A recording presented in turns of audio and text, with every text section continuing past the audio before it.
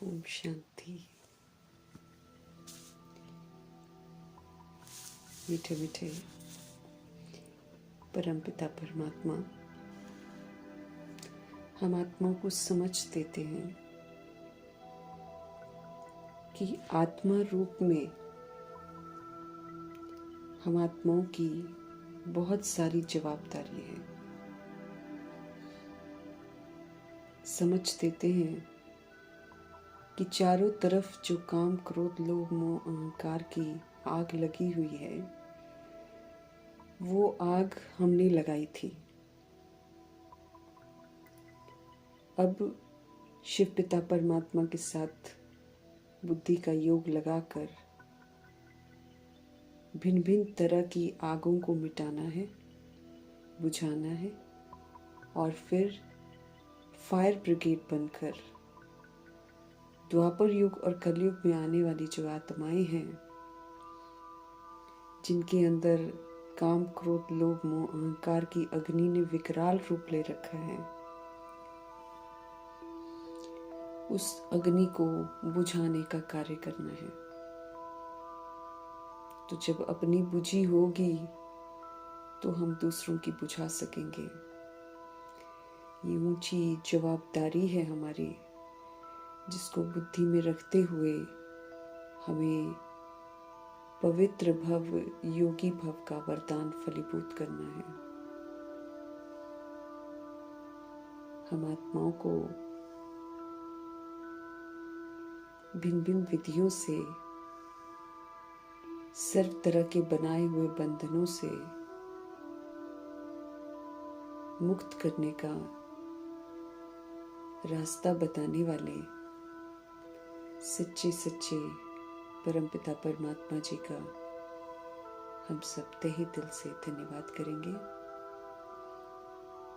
उनकी सुंदर सुंदर श्रीमत पर कदम कदम पर फॉलो करने वाले व्यक्त ब्रह्मा, अव्यक्त ब्रह्मा, गुप्त बड़ी माँ, big brother, great great grandfather का रोल प्ले करने वाली आत्मा ब्रह्मा जी का तहे दिल से धन्यवाद करेंगे।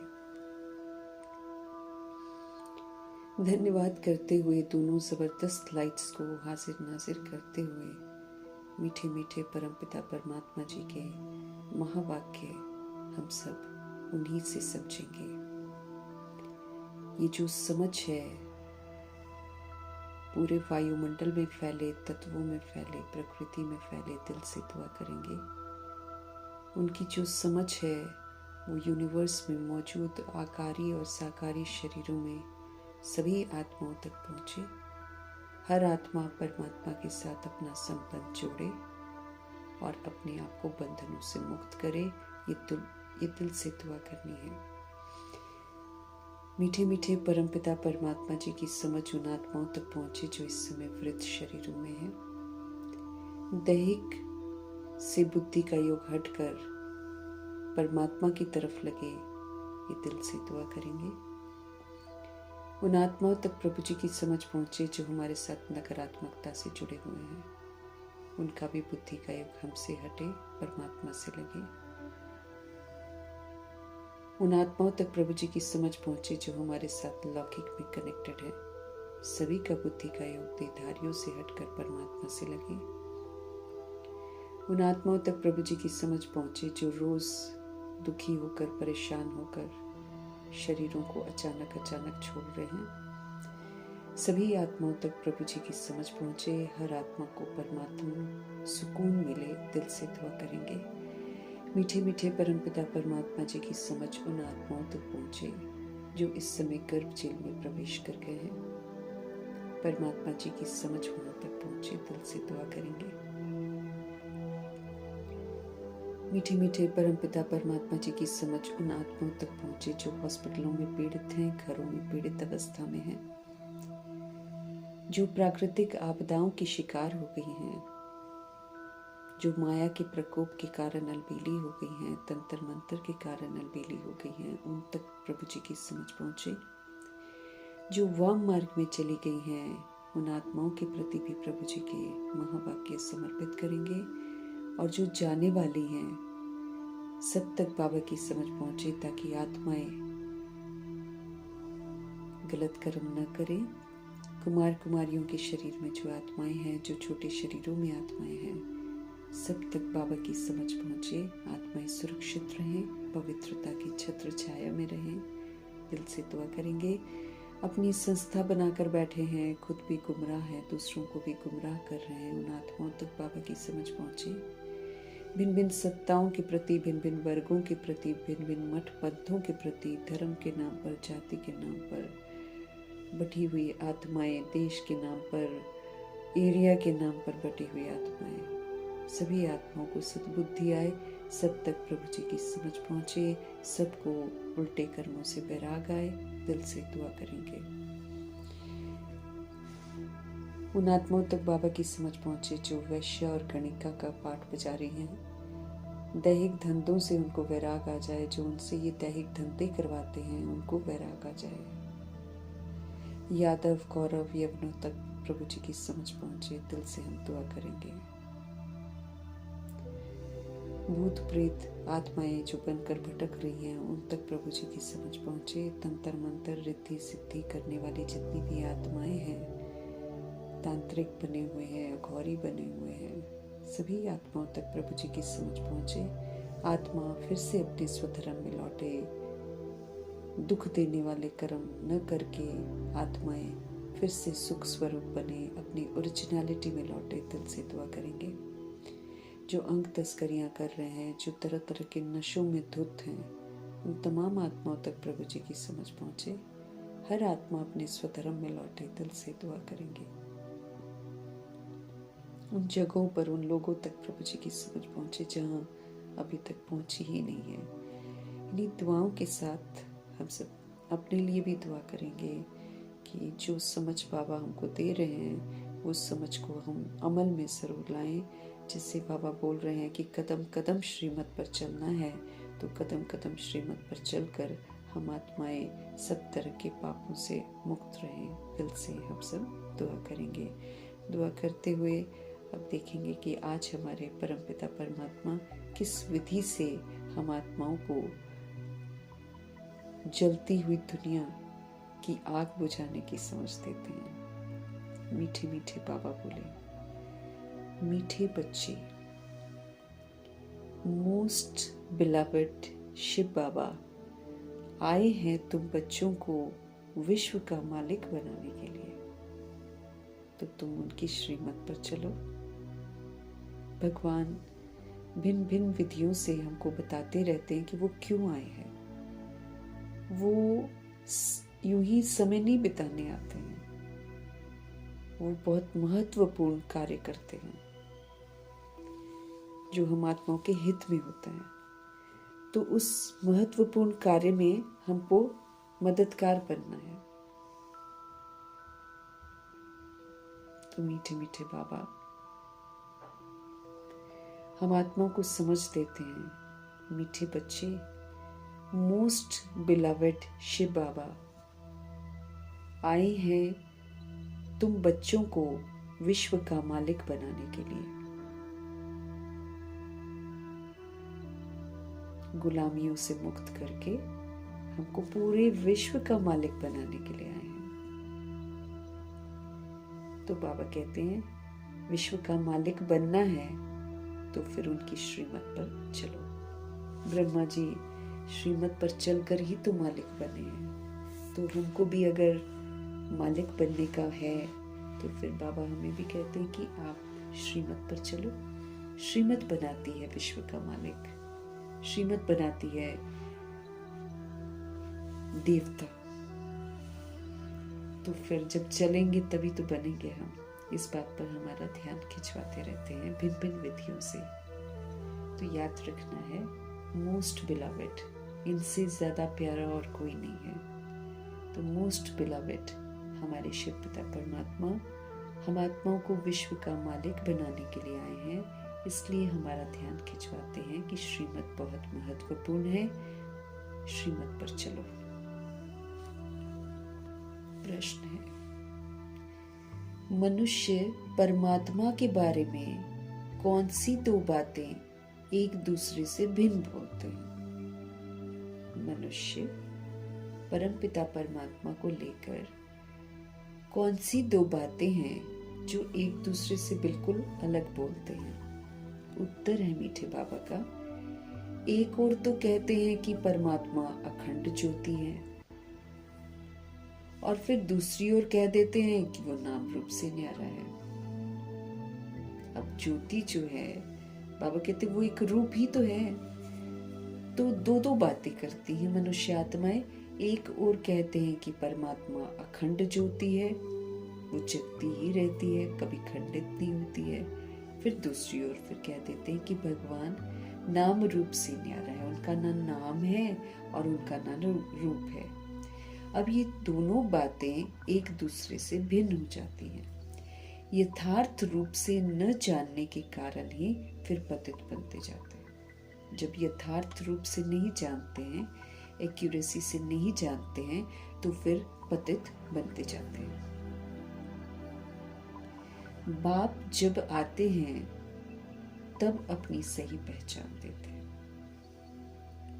मनुष्य तो जान नहीं सकता ना, मनुष्य तो बस एक दूसरे से सुनता है, दंत कथाएं सुनता है, अपनी अपनी बुद्धि लगाता है और फिर भगवान को ही बांट रखा है।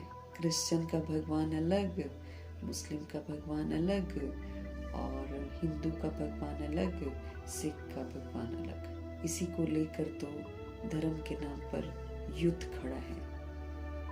उसमें कितनों को, अब भगवान जो है, भगवान ऐसे हिंसा थोड़ी करवाएंगे कि एक दूसरे का तुम खून करो, है ना। लेकिन ये देह का अभिमान जो है, ये बांट देता है आत्माओं को। फिर कुछ भड़की हुई आत्माएं होती हैं, वो फिर दूसरों को भी भड़काती हैं। जैसे ये जो दौर चल रहा है, इसमें हर धर्म की जो आत्मा है कुछ ऐसा ऐसा दिखाने की कोशिश करती है जिससे हिंसा बढ़े। मुस्लिम अपने लगे हुए हैं और सिख अपने लगे हुए हैं, और हिंदू तो भाई जो हिंदू के नाम पर हैं वो तो भयंकर कर रहे हैं। तो ये सारा जो है अपना अपना इन्होंने बना रखा है, और फिर उसी के अनुसार भगवान कहते हैं मेरे को भी बांट रखा है, उसका भगवान इसका भगवान। हाँ, तो बाबा कहते हैं खुद ही अपनी बातें बनाते हैं। एक तरफ बोलते हैं वो ज्योति जो कभी खंडित नहीं होती है, अखंड जगती रहती है। दूसरा फिर कह देते हैं उसका तो ना नाम है ना रूप है। बाबा कहते हैं दोनों ही बातें एक दूसरे से अलग हो जाती हैं। यथार्थ रूप से नहीं जानते हैं, इसलिए सभी आत्माएं पतित बनती जा रही हैं। एक्यूरेसी से नहीं जानते हैं, इसलिए धर्म के नाम पर भी देखा जाए तो आत्माओं के अंदर पांचों तरह की अग्नि है।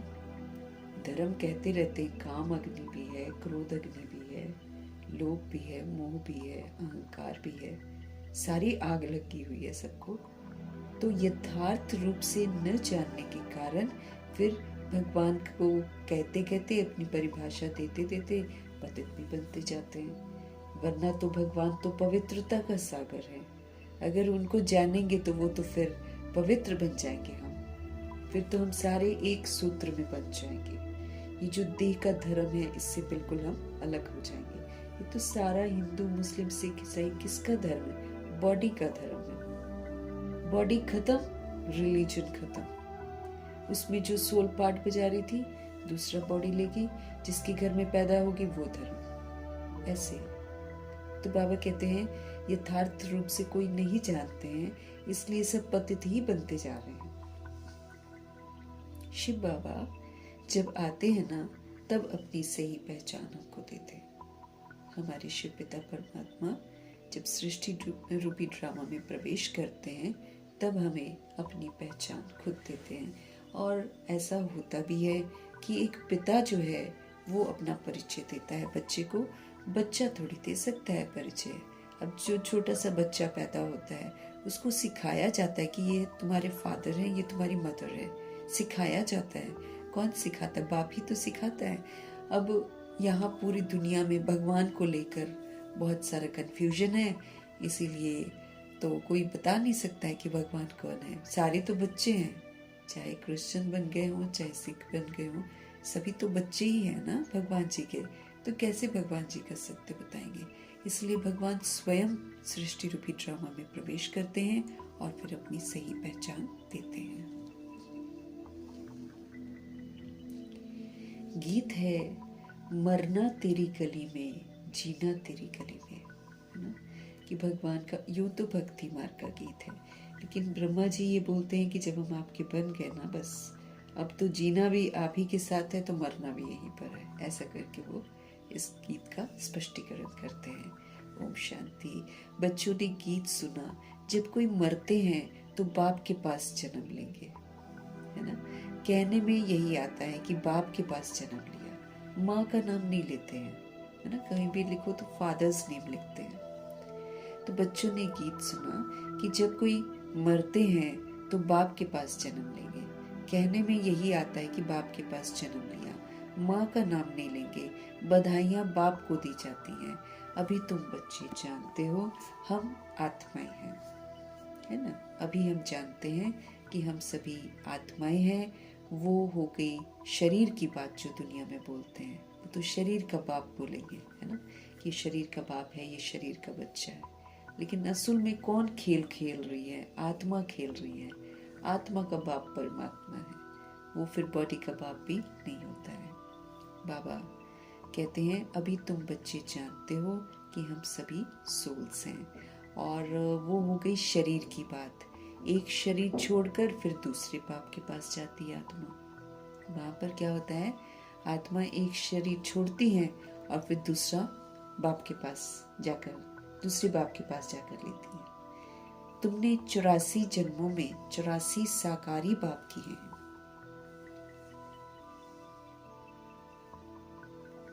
चौरासी जन्मों में बाबा कहते एक चक्र दिया जाता है ना, तो 84 साकारी बाप किए हैं।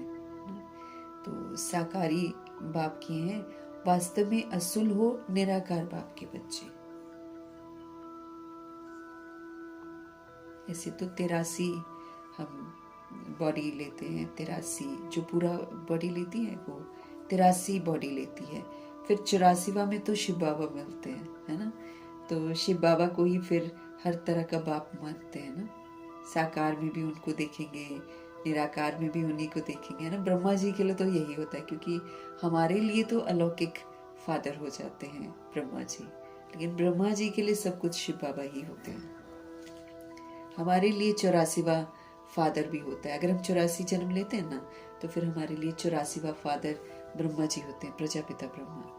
तो बाबा कहते हैं तुमने तो 84 जन्मों में 84 साकारी बाप किए हैं, वास्तव में असुल हो निराकार बाप के बच्चे। असल में हम तो ज्योति बिंदु परमपिता परमात्मा जी के बच्चे हैं। तुम आत्मा परमपिता परमात्मा के बच्चे हो। हम सभी जितने भी मौजूद हैं इस दुनिया में, बॉडी को नहीं देखना, लेकिन बॉडी को चलाने वाली जो सोल है, उन सभी सोल्स का पिता एक ही है, परमपिता परमात्मा। हम भी निराकार हैं, हम आत्मा के पिता भी निराकार हैं। ये तो बॉडी के भान में आकर हम अभिमान करते हैं, लेकिन है तो बिंदी। बिंदी को कोई नहीं देख सकता। बिंदी निकल जाती है तो बस दूसरा बॉडी जाकर लेती है। बॉडी सामने मरती है, बॉडी चेंज होती है। तो बाबा कह रहे हैं असुल में आप सब हो निराकार बाप के बच्चे। तुम आत्मा परमपिता परमात्मा के बच्चे हो। रहने वाले भी वहां के ही हो, जिसको निर्वाण धाम कहा जाता है, जिसको शांति धाम कहा जाता है। असुल तुम वहां के रहने वाले हो। तो रहने वाले भी कहाँ के हो? बाबा कहते रहने वाले भी आप वहाँ के हो, जिसको निर्वाण धाम कहा जाता है, जिसको शांति धाम कहते हैं। असुल में तुम वहाँ के रहने वाले हो। बाप भी वहाँ ही रहते हैं। यहाँ आकर तुम लौकिक बाप के बच्चे बनते हो, तो फिर उस बाप को तुम क्या करते हो? भूल जाते हो। यहाँ आकर हम जब शरीर का बाप लेते हैं ना, तो हम अपने भगवान जी को भूल जाते हैं। जो हमारा असुल में पिता है, उनको हम भूल जाते हैं। सुख में उस बाप को कोई सिमरन नहीं करते हैं। सुख धाम में तो हम भगवान जी को बिल्कुल याद नहीं करते हैं। दुख में हम याद करते हैं। जब प्रॉब्लम्स आती हैं कलयुग में, तो फिर हम भगवान जी को याद करना शुरू करते हैं। और याद भी आत्मा करती है। बॉडी क्या करेगी? बॉडी के थ्रू सोल सब कुछ करती है। तो कौन याद करता है? बाबा कहते आत्मा ही याद करती है। जब लौकिक बाप को याद करते हैं ना, तो बुद्धि शरीर तरफ रहती है। हम जब शरीर के पिता को देखते हैं या शरीर के पिता को याद करते हैं, तो फिर हम शरीर को देखते हैं। तो बाबा कहते हैं जब लौकिक बाप को याद करते हैं तो बुद्धि शरीर की तरफ रहती है। ये बाबा उनको याद करेंगे तो कहेंगे ओ बाबा। है दोनों बाबा, राइट अक्षर बाबा ही है। ये भी फादर, वो भी फादर। हाँ, आत्मा उस रूहानी बाप को याद करती है तो बुद्धि वहां जाती है। लेकिन वो जब भगवान को याद करती है तो फिर ऊपर देखती है, तो बुद्धि का योग भगवान की तरफ जाता है। तो आत्मा उस रूहानी बाप को याद करती है तो बुद्धि वहां जाती है। ये बाप बैठ बच्चों को समझाते हैं, अभी तुम ये जानते हो कि बाबा आया हुआ है, हमको अपना बनाया है। अभी तुम जानते हो कि बाबा आए हुए हैं और हमको अपना उन्होंने बनाया हुआ है। बाप कहते हैं पहले पहले हमने तुमको स्वर्ग में भेजा था। अब हमको याद दिलाते हैं कि भाई देखो, पहले पहले मैंने तुम्हें स्वर्ग में भेजा था, तुम बहुत धनवान थे, बहुत साहूकार थे। फिर तुमने जन्म लिए, पुनर्जन्म लिए। पुनर्जन्म में ड्रामा प्लान अनुसार अभी तुम क्या हो गए हो, दुखी हो गए हो। पुनर्जन्म में आते आते आत्मा अपने स्वधर्म के विपरीत जाते जाते फिर विस्मृत होकर उल्टे कर्म करती है, और जब जब वो स्वधर्म के विपरीत जाती है तब तब उसको दुख होता है। बाबा कहते हैं तुम तो बहुत बहुत साहूकार थे, फिर 84 जन्म लेकर ड्रामा प्लान के अनुसार अभी तुम दुखी हो गए। अब ड्रामा अनुसार पुरानी दुनिया तो खत्म होनी है। ड्रामा है, ड्रामा के अनुसार ये जो पुरानी दुनिया है ना, ये खत्म हो जानी है। तुम्हारी आत्मा और शरीर रूपी वस्त्र कभी सतो प्रधान थे, फिर गोल्डन एज से सिल्वर एज में आत्मा आई तो शरीर भी सिल्वर एज में आ गया। आत्मा के अनुसार ही शरीर मिलता है। तो बाबा कहते हैं तुम्हारी आत्मा और शरीर रूपी वस्त्र सतो प्रधान थे, फिर गोल्डन एज से सिल्वर एज में आत्मा आई तो फिर शरीर भी सिल्वर एज में आ गया, फिर कॉपर एज में आ गया। अभी तो तुम्हारी आत्मा बिल्कुल ही पतित हो गई है। इस समय बाबा कहते तुम्हारी सोल जो है वो बिल्कुल पतित हो गई है। तो देखो शरीर भी टेढ़े बांके हैं सबके, दुख है, रोग है, परेशानियां हैं। परफेक्ट शरीर तो नहीं है ना, गोल्डन एज वाला शरीर नहीं है। तो क्यों? क्योंकि पुनर्जन्म में आते आते हम सभी आत्माएं गंदी हो जाती हैं, पतित बन जाती हैं, बिल्कुल ही अपने स्वधर्म के विपरीत जाकर काम क्रोध लोभ को यूज करती हैं। अब जैसे जैसे हम यूज करते हैं वैसे वैसे हम में गिरावट आती जाती है। तो बाबा हमको बोलते हैं इसलिए देखो तुम आत्मा बिल्कुल पतित हो गई हो ना, इसलिए तुम्हारा शरीर भी बिल्कुल पतित हो गया है। जैसे 14 कैरेट का सोना कोई पसंद थोड़ी करते हैं, तो काला पड़ जाता है। बाबा कहते हैं तुम भी अभी काले आयरन एजेड बन गए हो। सोना आत्मा को बाबा बोलते हैं ना 24 कैरेट सोना था गोल्डन एज में, फिर बाबा कहते घटते घटते देखो कैसा सा हो गया है। तो बाबा कहते काला पड़ जाता है, तुम भी अभी काले आयरन एजेड बन गए हो। अब आत्मा और शरीर जो ऐसे काले बन गए हैं ना, तो फिर अब कैसे प्योर बने? अब तो प्योर भी तो बनना पड़ेगा ना, क्योंकि यहाँ तो हमारा घर नहीं है, हमारा घर तो ऊपर है, परम धाम में है। तो फिर कैसे चलेगा, है ना? तो बाबा कहते हैं अब आत्मा और शरीर जो ऐसे काले बन गए हैं तो फिर प्योर कैसे बने, है ना? तो आत्मा प्योर बनेगी तो शरीर भी प्योर मिलेगा। वो कैसे होगा? कि गंगा स्नान करने से प्योर होगा? बाबा पूछते हैं। नहीं, पुकारते ही हैं पतित पावन। अब गंगा स्नान तो कब से करी जा रही है आत्माएं, तो कहाँ पावन बन रही हैं? इतने गंदे गंदे शरीर उसमें नहाते हैं तो पानी को भी गंदा कर रखा है, क्या क्या चीजें उसमें डाल देते हैं, अस्थियां भी डालते हैं, गंदा ही तो कर रखा है। फिर वहां से गंगा जल लाएंगे, फिर वो पिलाएंगे और बोलेंगे कि मुक्ति मिल गई। कुछ भी कहानी आत्माएं बनाती हैं।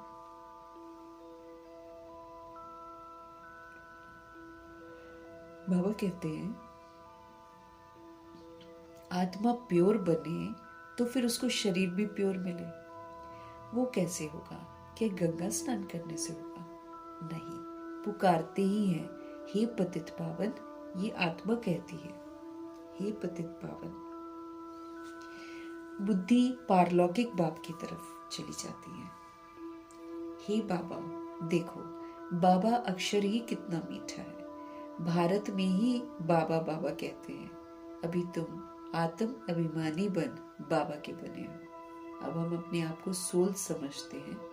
सोल समझकर हम फिर शिव बाबा के बने हैं। आप बाप कहते हैं मैंने तुमको स्वर्ग में भेजा था, मैंने तुमको स्वर्ग में भेजा था और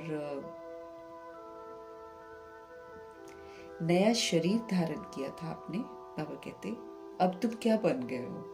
ये बातें हमेशा हमारे अंदर रहनी चाहिए। जो भी बाबा हमको सुनाते हैं ये हमारा बुद्धि में बैठना चाहिए, क्योंकि बाबा हमको सत्य सुना रहे हैं। हम सोल क्या क्या करते रहते बॉडी ले लेकर, है ना, कितने झूठे बन जाते हैं, फिर शरीर भी झूठा हो जाता है, सब कुछ गंदा गंदा हम बन जाते हैं। अब बाबा फिर से हमको कह रहे हैं कि कैसे अब प्योर बनेंगे फिर से, क्योंकि सोल को तो प्योर बनना ही पड़ेगा ना। फिर बाबा कहते हैं, याद दिलाते हैं कि हम स्वर्ग में उन्होंने हमको भेजा था, नया शरीर भी हमने धारण किया था, अब हम क्या बन गए हैं। ये बातें हमेशा हमारे अंदर रहनी चाहिए। बाबा को ही याद करना चाहिए। याद भी करते हैं ना, हे बाबा हम आत्माएं पतित बन गई हैं, अब आप आकर हमको पावन बनाओ। आता है जैसे ब्रह्मा जी को आता है सबसे पहले, है ना। तो ब्रह्मा जी बोलते हैं कि ये जो ब्रह्मा जी हैं और फिर मम्मा हैं, ये लोग सबको रियलाइजेशन होता है कि हाँ हम पतित हैं। तो फिर ये लोग जरूर कहते हैं बाबा हम आत्माएं पतित बन गई हैं, अब आप आकर पावन बनाओ। ड्रामा में भी ये पाठ है, तब तो बुलाते हैं ना। ड्रामा प्लान अनुसार आएंगे भी तब जब पुरानी दुनिया से नया बननी होती है, तो जरूर फिर संगम पर ही आएंगे। बाबा जब आते हैं तो फिर टाइम वेस्ट करने के लिए बिल्कुल नहीं आते हैं। वो तभी आते हैं जब सृष्टि परिवर्तन करने का समय आ जाता है, तो पुरानी दुनिया की समाप्ति और फिर नई दुनिया की स्थापना करनी होती है, तब बाबा आते हैं। और वो फिर संगम कहलाता है, क्योंकि मिलन होता है आत्मा का परमात्मा के साथ, इसलिए इसको संगम युग कहते हैं। तो इस समय बाबा आते हैं और फिर हम आत्माओं की धरनी तैयार हो जाती है। सत्य सुनने के लिए ब्रह्मा जी की धरनी पहले ही तैयार कर दी थी बाबा ने, क्योंकि उनको दादा लेखराज के रूप में ही वैराग आने लग गया था। क्योंकि वैराग आएगा तभी तो सोल सच सुनेगी। जब तक उसको पुरानी दुनिया से वैराग आएगा नहीं, वो सच सुनना नहीं चाहेगी। इसलिए उनको आ गया था दादा लेखराज के रूप में वैराग, तब जाकर बाबा ने उनको साक्षात्कार कराया था और 14 वर्ष आत्मा का पाठ पक्का किया। 14 वर्ष साक्षात्कार वो करते हैं, संदेशियां जाती हैं, संदेश लाती हैं, वो सब कुछ चलता था, लेकिन सिर्फ आत्मा का पाठ। और 14 वर्ष आत्मा का पाठ पक्का करवाकर फिर बाबा ने उनको फिर से बताया कि हम लोग देखो क्या है, बिंदी है बस, है ना, एक डॉट भी ऐसी जो स्थूल आंखों से दिखाई नहीं देती है, लेकिन करती सब कुछ वही है। उसी के अंदर मन, उसी के अंदर चित्त, उसी के अंदर दिल, उसी के अंदर बुद्धि, उसी के अंदर सारे हमारे पुनर्जन्म में जो संस्कार, सारी रिकॉर्डिंग उसी के अंदर, इतनी छोटी जो इन स्थूल आंखों से दिखाई नहीं देती है।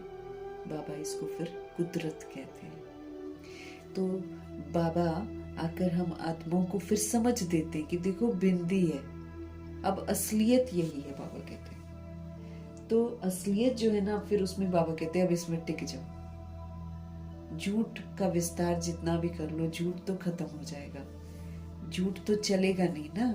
तो बाबा कहते हैं अब उसको खत्म कर दो झूठ को, अब सत्य में स्थित हो जाओ। विस्तार सारा झूठ है और विस्तार सारा भी विनाश हो जाएगा।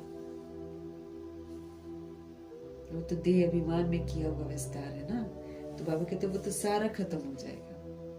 तो अब तुम जो असूल में हो ना, तुम वो बनो, तुम फिर से अपना सतोगुणी स्वरूप धारण करो, तुम फिर से सत्युग की देवात्मा की विशेषताओं को धारण करो, तुम फिर से फरिश्ता बनो।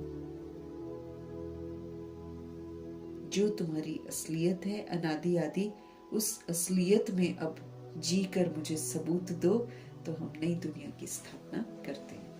ऐसे करके बाबा आकर हमको बोलते हैं और फिर नई दुनिया की स्थापना करते भी रहते हैं। तुम बच्चों को निश्चय है, विश्वास है, बिलवेड मोस्ट बाबा ही है। बाबा से सुंदर कोई नहीं है, सबसे प्यारा है ये। तो मोस्ट बिलवेड जो है वो शिव बाबा ही है। कहते भी हैं स्वीट, स्वीटर, स्वीटेस्ट, तो हमारा शिव बाबा तो स्वीटेस्ट है। अब स्वीट कौन है? बाबा कहते हैं स्वीट कौन है? लौकिक संबंध में पहले है फादर, है ना। अब स्वीट कौन है? बाबा बोलते हैं लौकिक संबंध में पहले है फादर, जो जन्म देते हैं, फिर हमको टीचर मिलते हैं, फिर जिसको जैसा मन करता है तो फिर गुरु बनाते हैं। वो अच्छा होता है, इसमें उससे पढ़कर मर्तबा पाते हैं। टीचर से पढ़ते हैं तो फिर मर्तबा पाते हैं। Knowledge is source of income ना, जब हम नॉलेज ग्रहण करते हैं तो फिर उससे हमको आमदनी होती है। Knowledge is source of income कहा जाता है। ज्ञान क्या है? नॉलेज है। योग है याद। ज्ञान है नॉलेज और योग है याद। तो बेहद का बाप जिसने तुमको स्वर्ग का मालिक बनाया था, उनको तुम अभी भूल गए हो। तो ज्ञान है नॉलेज और योग है याद। तो बेहद का बाप जिसने तुमको स्वर्ग का मालिक बनाया था, उनको तुम अभी भूल गए हो।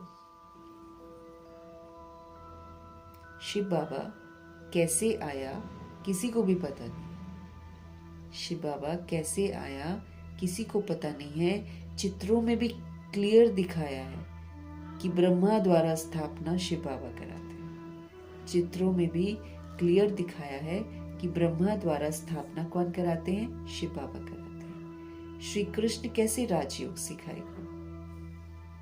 श्री कृष्ण छोटा बच्चा है, बाबा कहते वो कैसे राजयोग सिखाएगा? तो ब्रह्मा के थ्रू शिव बाबा स्थापना कराते हैं, राजयोग हमको सिखलाते हैं। तो राजयोग सिखलाते ही हैं किस लिए?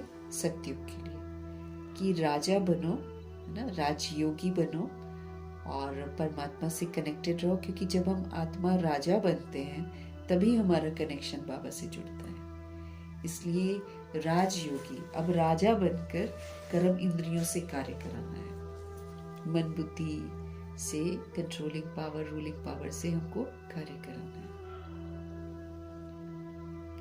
तो श्री कृष्ण कैसे राजयोग सिखाएगा? राजयोग सिखलाते ही हैं सतयुग के लिए। राजयोग कैसे सतयुग के लिए सिखलाते हैं? तो जरूर संगम पर बाप ने ही सिखाया होगा ना। तो जरूर संगम पर बाप ने ही सिखाया होगा। सतयुग की स्थापना करने वाला है बाबा। शिव बाबा इन द्वारा ही कराते हैं। शिव बाबा इन द्वारा ही कराते हैं। करण करावनहार है ना। वो लोग त्रिमूर्ति ब्रह्मा कह देते हैं, वो फिर ब्रह्मा जी के 3 मुख दिखा देते हैं, बल्कि एक्चुअल में क्या है? त्रिमूर्ति शिव है। वो स्थापना, पालना और विनाश, किसका विनाश?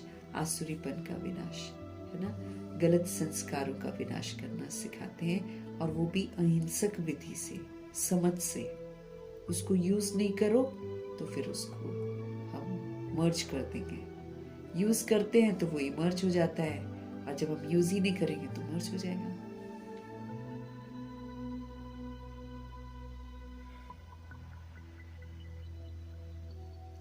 तो सतयुग की स्थापना करने वाला है बाबा। शिव बाबा इन द्वारा कराते हैं। करण करावनहार है ना। वो लोग त्रिमूर्ति ब्रह्मा कह देते हैं। वो लोग त्रिमूर्ति ब्रह्मा कह देते हैं। ऊंच ते ऊंच तो शिव है ना। तो ये साकार है, ब्रह्मा जी तो साकार है और शिव बाबा निराकार है। सृष्टि भी यहीं पर है, यहाँ है सृष्टि। इस सृष्टि का ही चक्र है जो 5000 वर्ष का ड्रामा है, इसका चक्र यहीं पर फिरता है, वतन में नहीं। वहां तो सोल्स रहती हैं, बस बॉडी यहाँ पर लेते हैं, तो ड्रामा भी फिर यहाँ पर चलता है।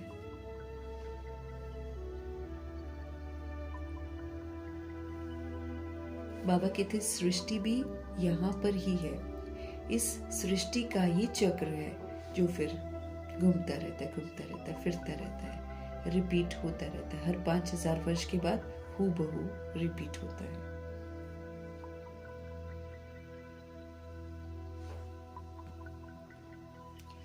सूक्ष्म वतन की सृष्टि का चक्र नहीं गाया जाता है। सूक्ष्म वतन की सृष्टि जो है उसका वो चक्र में नहीं आता है, क्योंकि वो सूक्ष्म वतन तो सिर्फ संगम पर होता है, वो ऐसे पूरा नहीं, मना हर युग में थोड़ी सूक्ष्म वतन होता है, इसलिए वहां भी सृष्टि का पार्ट नहीं होता ना।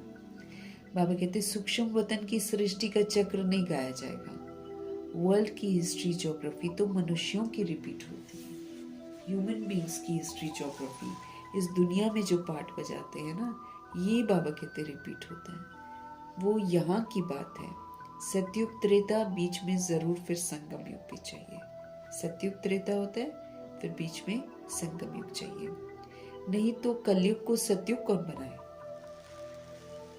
बाबा कहते संगम युग तो जरूर होना चाहिए। अगर संगम युग नहीं होगा तो फिर कलयुग को सतयुग कौन बनाएगा। भगवान जी आएंगे, वही तो फिर सब कुछ चेंज करेंगे।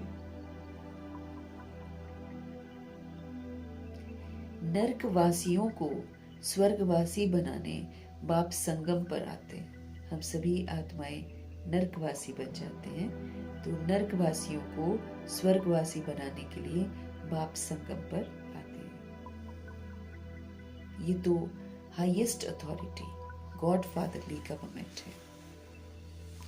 नर्कवासियों को स्वर्गवासी बनाने कौन आता है? बाप आते हैं, संगम पर आते हैं। ये तो हाईएस्ट अथॉरिटी है शिव बाबा, ये तो highest authority God fatherly government है।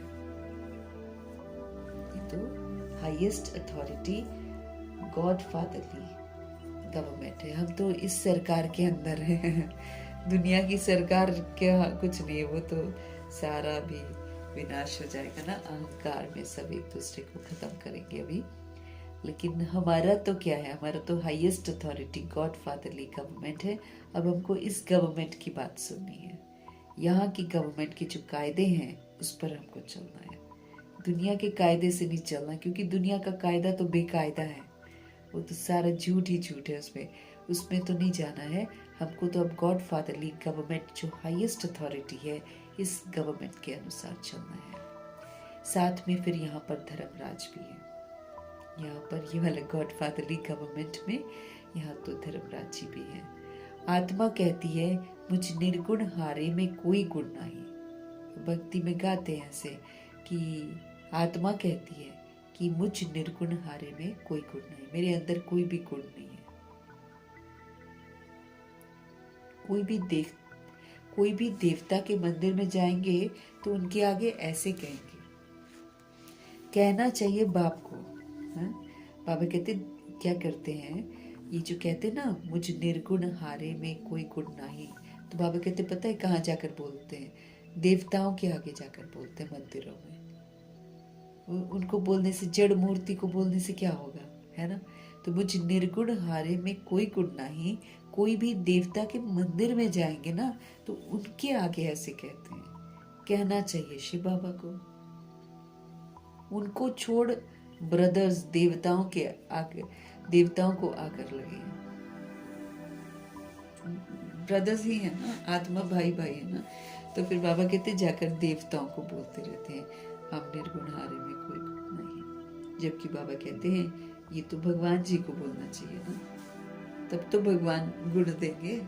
देवता क्या करेंगे? मतलब सोचने की बात है कि जड़ मूर्ति क्या करती है, वो निर्जीव है, वो तो एक यादगार बना हुआ है ड्रामा में। वरना हम उनके सामने जाकर बोलते हैं तो वो थोड़ी सुनते हैं, और जिनकी वो मूर्ति बनी हुई है वो तो पाठ बजा रहे हैं। अब जब आबू में शिव बाबा के पास आत्माएं आती हैं तब बाबा यादगार दिखाते हैं, नहीं तो उनको तो पता भी नहीं होता है। बाबा बताते कि देखो तुम्हारी पूजा कैसे हो रही है, लोग कैसे कैसे पूजा करते हैं, और तुमने ही पूजा शुरू करी थी, तुमने अपनी ही पूजा करनी शुरू कर दी। ऐसे करके बाबा बताते हैं। तो तब तक तो जो देवकुल की आत्मा है उनको थोड़ी पता होता है कि कोई मेरे को पुकार रहा है तो मैं उनकी पुकार सुनूं, है ना। वो तो खुद ही पुनर्जन्म में आकर निर्गुण बन जाते हैं। तो फिर वो तो खुद नहीं, उनको मालूम है, वो तो खुद ही अपनी मूर्ति की पूजा करते रहते हैं। तो ये जो इतना भावनाएं बिठा दी हैं, ये जो चलाते हैं धर्म की सत्ता, ये इन्होंने गुमराह कर रखा है आत्मा को। ये एक बहुत अच्छा बिजनेस है सबके लिए, जिसमें आत्माओं को लगा कर रखा है और आत्माएं भावना में उनके लिए सब कुछ करती हैं। आजकल तो यही है, सारे शैतान शक्तियां जो हैं वो धर्म सत्ता में आई हुई हैं और फिर सबको गुमराह कर रखा है।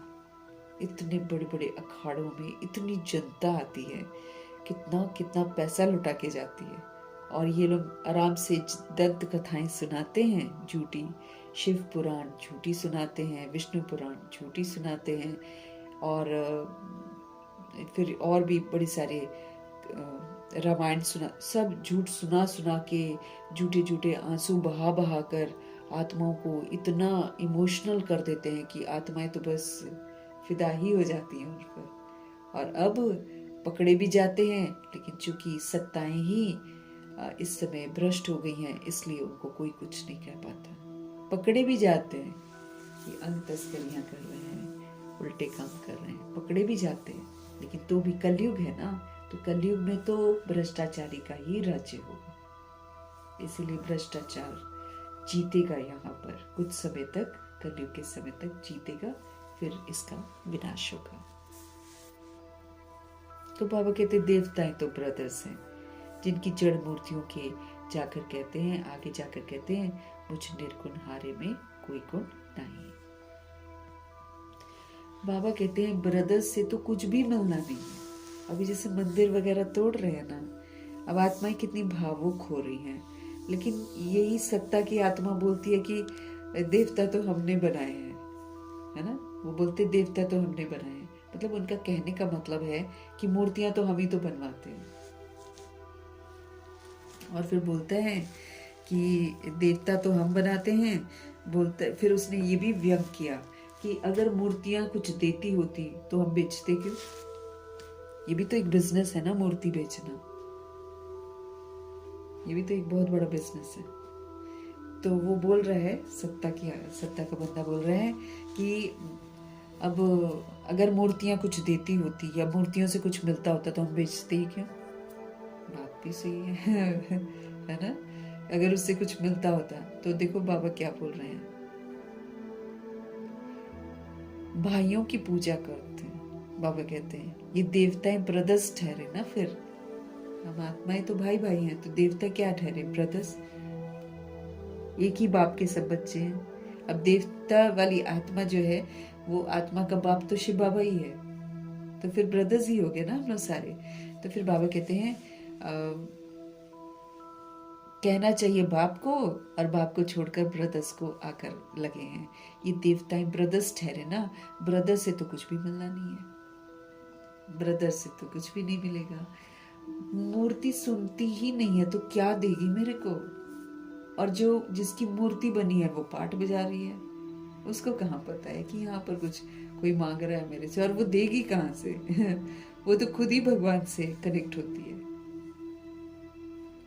वो तो भगवान से लेती है। तो बाबा कहते हैं ब्रदर से तो कुछ भी मिलना नहीं है, भाइयों की पूजा करते करते नीचे ही गिरते आए हैं। आधा कल्प से भाइयों की पूजा करते आए हैं, और फिर भाइयों की पूजा करते करते क्या हुआ है, नीचे ही तो गिरते आए हैं हम लोग, भ्रष्ट होते गए हैं।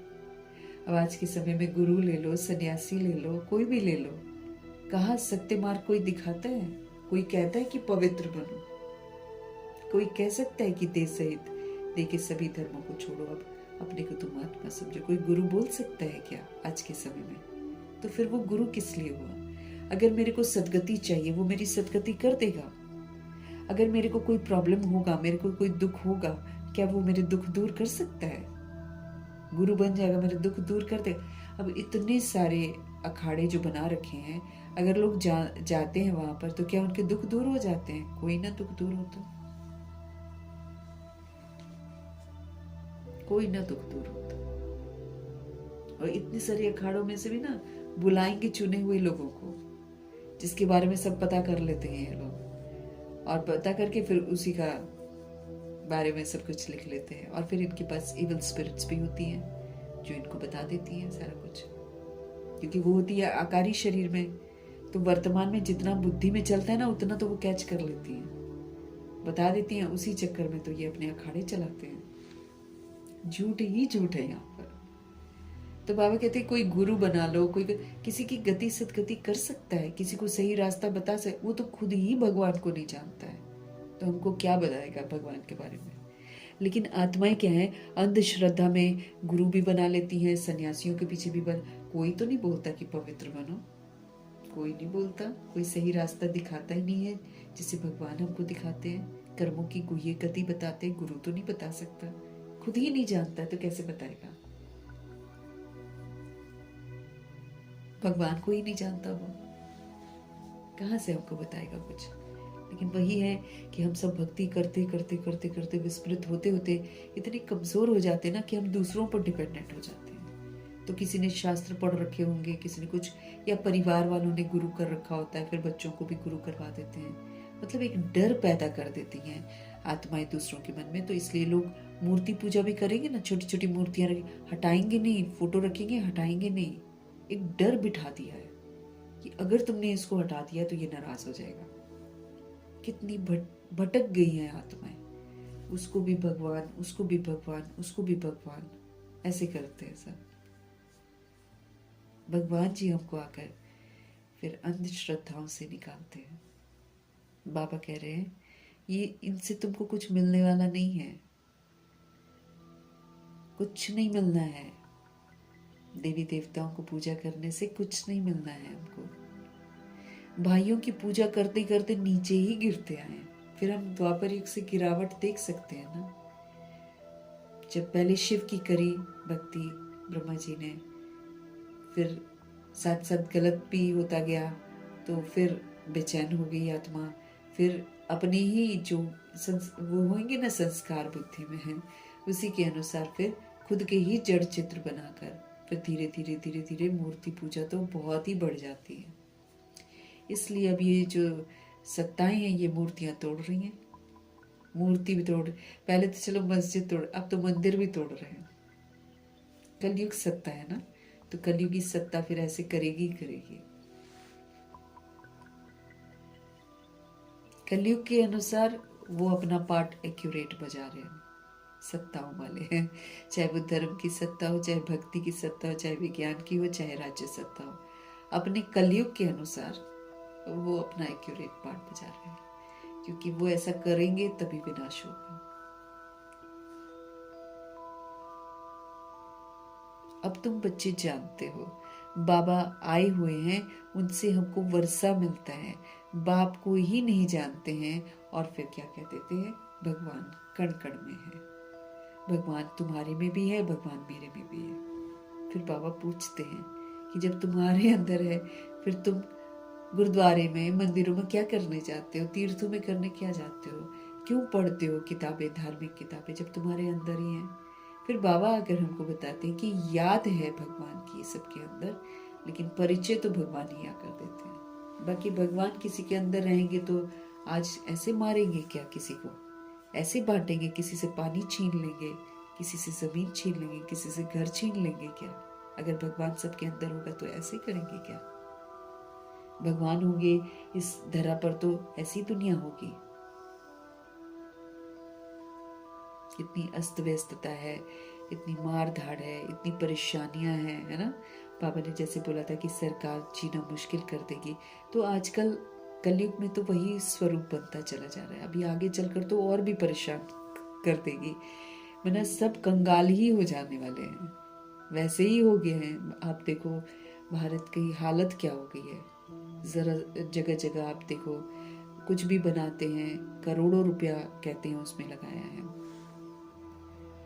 और बाबा समझ देकर हमको बोलते हैं कि अब तुम अपने आप को विनाश के पहले परिवर्तन करो।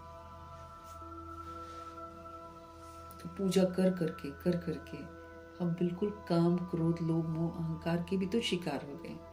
पहले तो लोग शादियां बाहर करते थे, अब तो मंदिरों के अंदर भी करते हैं, गुरुद्वारों के अंदर भी करते हैं।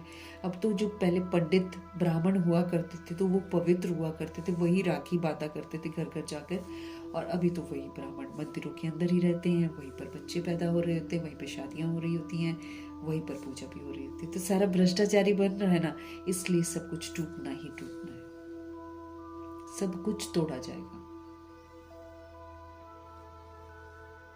अब तुम बच्चे जानते हो बाबा आए हुए हैं, उनसे हमको वर्षा मिलता है। बाप को ही नहीं जानते हैं तो उनको सर्वव्यापी कह देते हैं। कोई फिर कहते हैं अखंड ज्योति तत्व है, कोई कहते हैं उनका नाम भी नहीं है, उनका रूप भी नहीं है, वो इन दोनों से न्यारा है।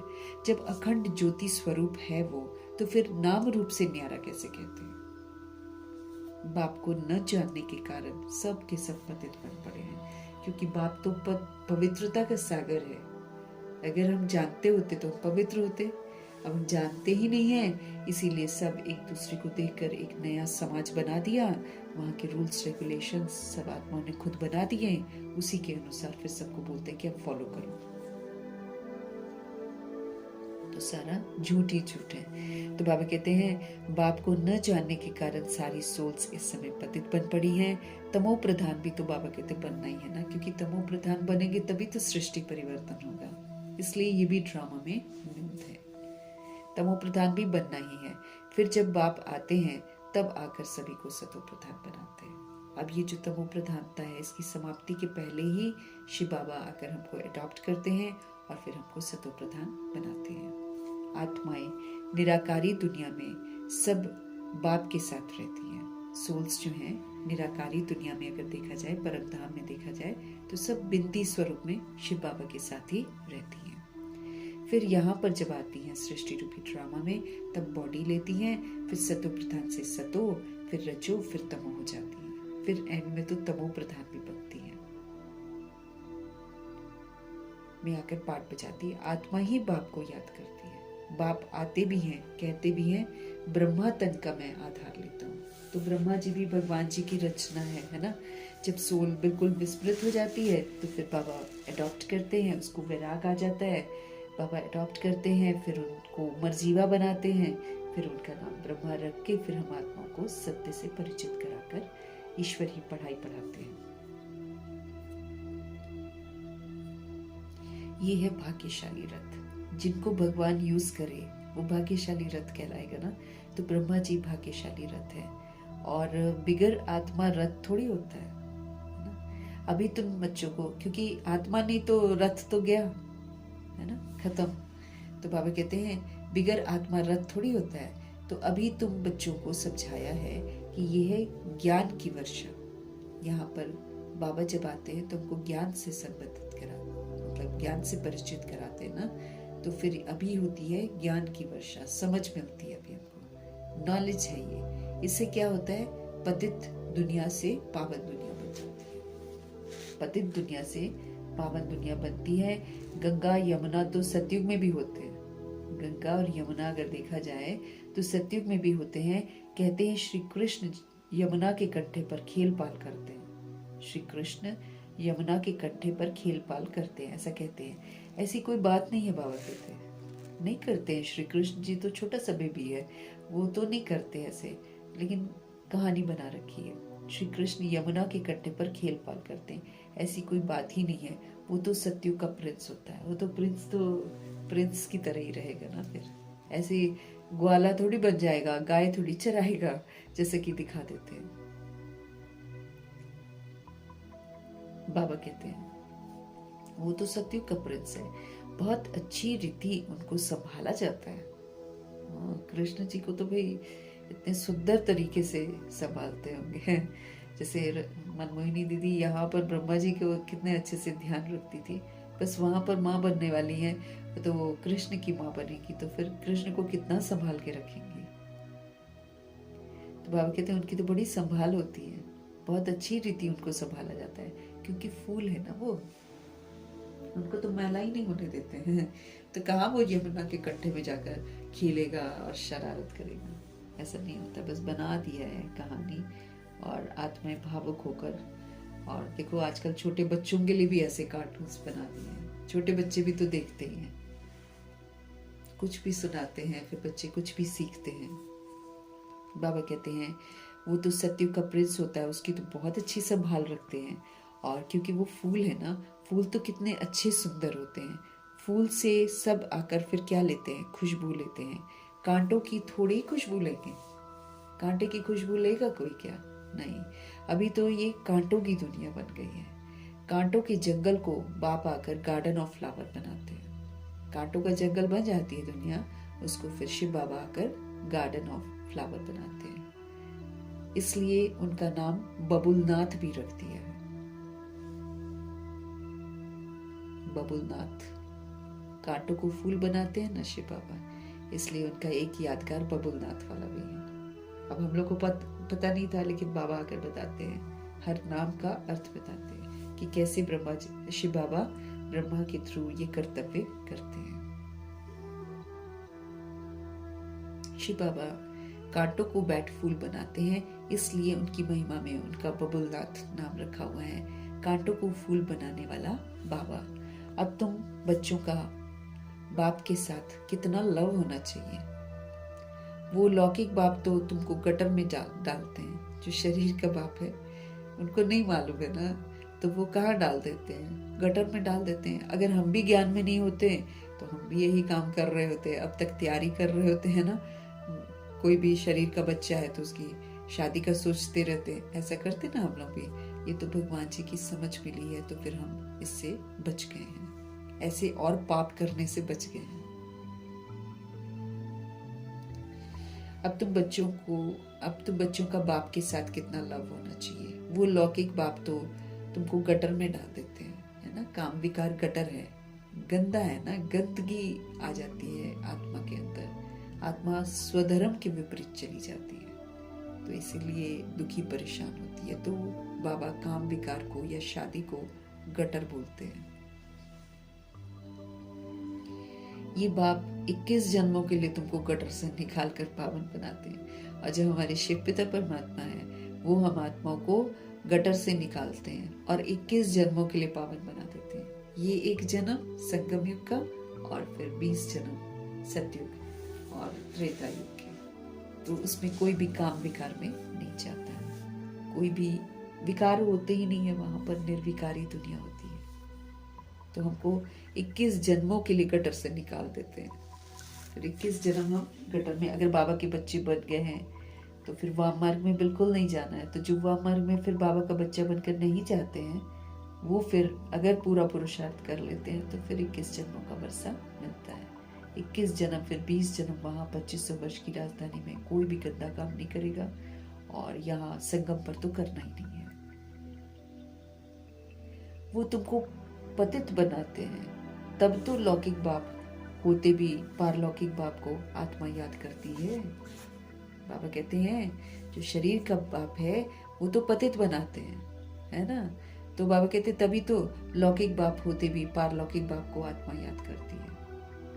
क्यों याद करती है? फिर क्यों नहीं पूजा शरीर के बाप की करती है?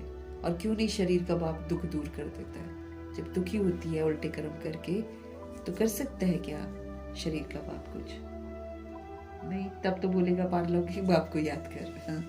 इसलिए आत्मा जो है पारलौकिक बाप को याद करती है, नहीं तो अपने शरीर के बाप को ना याद करे। फिर हर जगह कोई प्रॉब्लम आई तो उनकी पूजा करे, हाँ नहीं कर सकते ना। तो बाबा कहते हैं वो गटर में गिराते हैं शरीर के बाप जो होते हैं, वो तुमको पतित बनाते हैं। तब तो लौकिक बाप होते भी आत्मा जो है पारलौकिक बाप को याद करती है।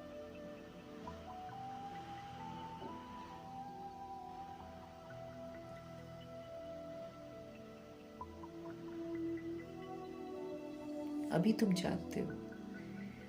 जानते हो आधा कल्प बाप को याद किया है, बाप आते भी जरूर है।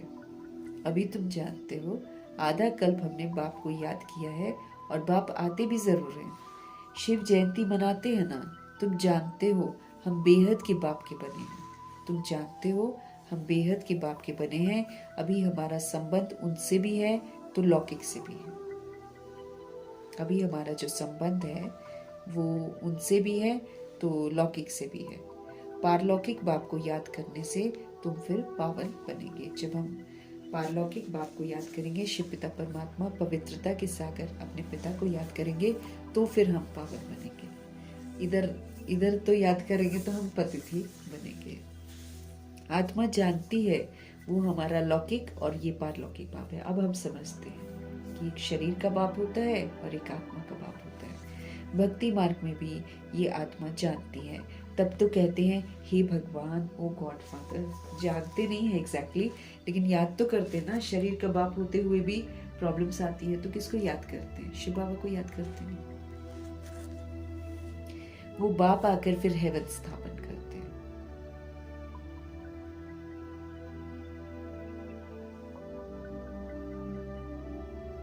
तो तब तो कहते हैं हे भगवान, ओ गॉड फादर। अविनाशी फादर को याद करते हैं। वो बाप आकर फिर हेवन स्थापन करते हैं। ये किसी को पता नहीं है। शास्त्रों में तो युगों की आयु भी बहुत लंबी चौड़ी लिखती है। अपने मन से कुछ भी लिख देती हैं आत्माएं, है ना। तो शास्त्रों में युगों की आयु भी बहुत लंबी चौड़ी लिखती है। ये किसको ख्याल में नहीं आता है कि बाप आते ही हैं पतितों को पावन बनाने। हम सभी आत्माएं पतित बनते हैं। हम आत्मा को पावन बनाने के लिए शिव बाबा आते हैं, किसी को मालूम नहीं है। और अगर बताओ तो यकीन नहीं करते। ये तब यकीन करेंगे जब हम लोग पावन बन जाएंगे। तो बाबा कहते हैं शास्त्रों में तो युगों की आयु भी बहुत लंबी चौड़ी लिखती है। ये किसी को पता ही नहीं है। बाबा कहते हैं कि भगवान आते हैं और फिर पतितों को पावन बनाते हैं। तो जरूर संगम पर ही तो आएंगे ना। कल्प की आयु लाखों वर्ष लिखती है। मनुष्यों को बिल्कुल घोर अंधियारे में डाल दिया है। कल्प की आयु जो है लाखों वर्ष लिखती है, जबकि बाबा बताते हैं कि ये 5000 वर्ष का है और हर युग 1250 वर्ष का है। उन्होंने लाखों वर्ष लिख दिए हैं। कल्प की आयु लाखों वर्ष लिखकर मनुष्यों को तो बिल्कुल घोर अंधियारे में सबने डाल दिया। जिसने भी लिखा होगा उसने घोर अंधियारे में डाल दिया है। धक्के खाती रहती हैं आत्माएं, कभी यहाँ कभी वहां। किसके लिए? बाप को पाने के लिए। बाप को पाने के लिए धक्के खाती हैं।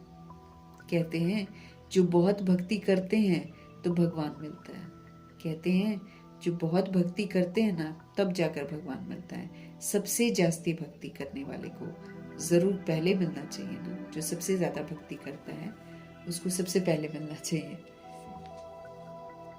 बाप ने हिसाब भी बताया है। सबसे पहले भक्ति तुम करते हो। ब्रह्मा जी सबसे पहले करते हैं, तो फिर तुमको ही तो पहले भगवान द्वारा ज्ञान मिलना चाहिए। बाबा कहते हैं जिसने भक्ति पूरी, क्योंकि ज्ञान भक्ति का फल है। तो जब भक्ति पूरी करेंगे तब तो हमको ज्ञान मिलेगा ना। तो फिर बाबा ही आकर बताते हैं कि सबसे पहले भक्ति तुम ही करते हो, तो तुमको ही पहले भगवान द्वारा ज्ञान मिलना चाहिए, जो फिर तुम ही नई दुनिया में फिर राज्य करो। बेहद का बाप तुम बच्चों को ज्ञान दे रहे हैं, इसमें तकलीफ की तो कोई बात नहीं है। भगवान जी तो कोई हमको तकलीफ देते नहीं है। भगवान जी तो हमको सत्य से परिचित कराते हैं, सच्चा बनाते हैं और फिर बोलते हैं अब दूसरों को भी सच्चा बनाओ, जो तुम्हारी वजह से झूठे बन गए। हमारी वजह से झूठे बन जाते हैं ना। हम लोग पहले झूठे बनते हैं, फिर दूसरी आत्माएं जो बाद में आती हैं वो हमको देखकर झूठी बनती हैं। तो अब हमको फिर से सच्चा बनना है।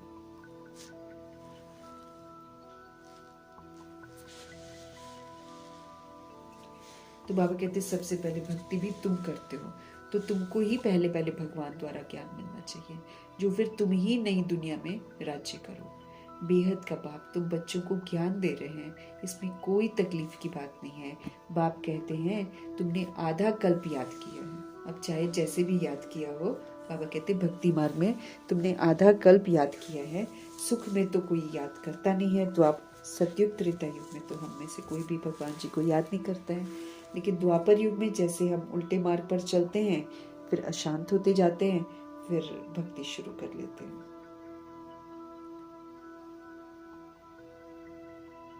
अंत में जब दुखी हो जाते हैं तब हम आकर सुखी बनाते हैं। अभी तुम बहुत बड़े आदमी बनते हो। देखो चीफ मिनिस्टर, प्राइम मिनिस्टर आदि के बंगले कितने फर्स्ट क्लास होते हैं, है ना।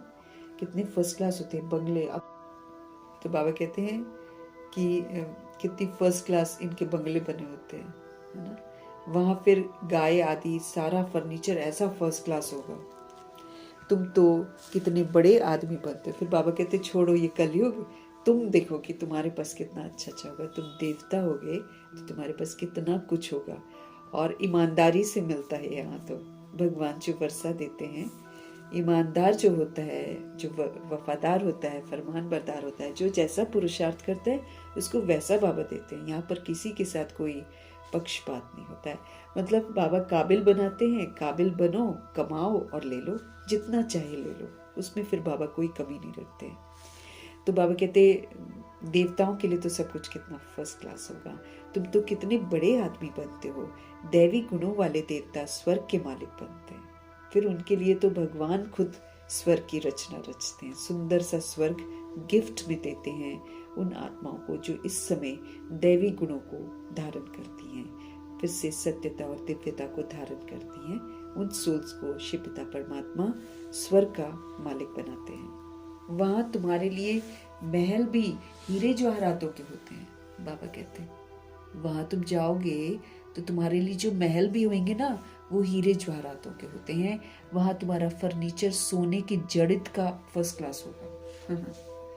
फर्नीचर भी बाबा कहते तुम्हारा सोने से जड़ाओ, मतलब पत्थर डायमंड्स वगैरह इतने होंगे, पत्थरों की तरह होंगे। बाबा कहते वहां पर हीरे जवाहरात, ये भगवान की देन है, ये भगवान जी का गिफ्ट है।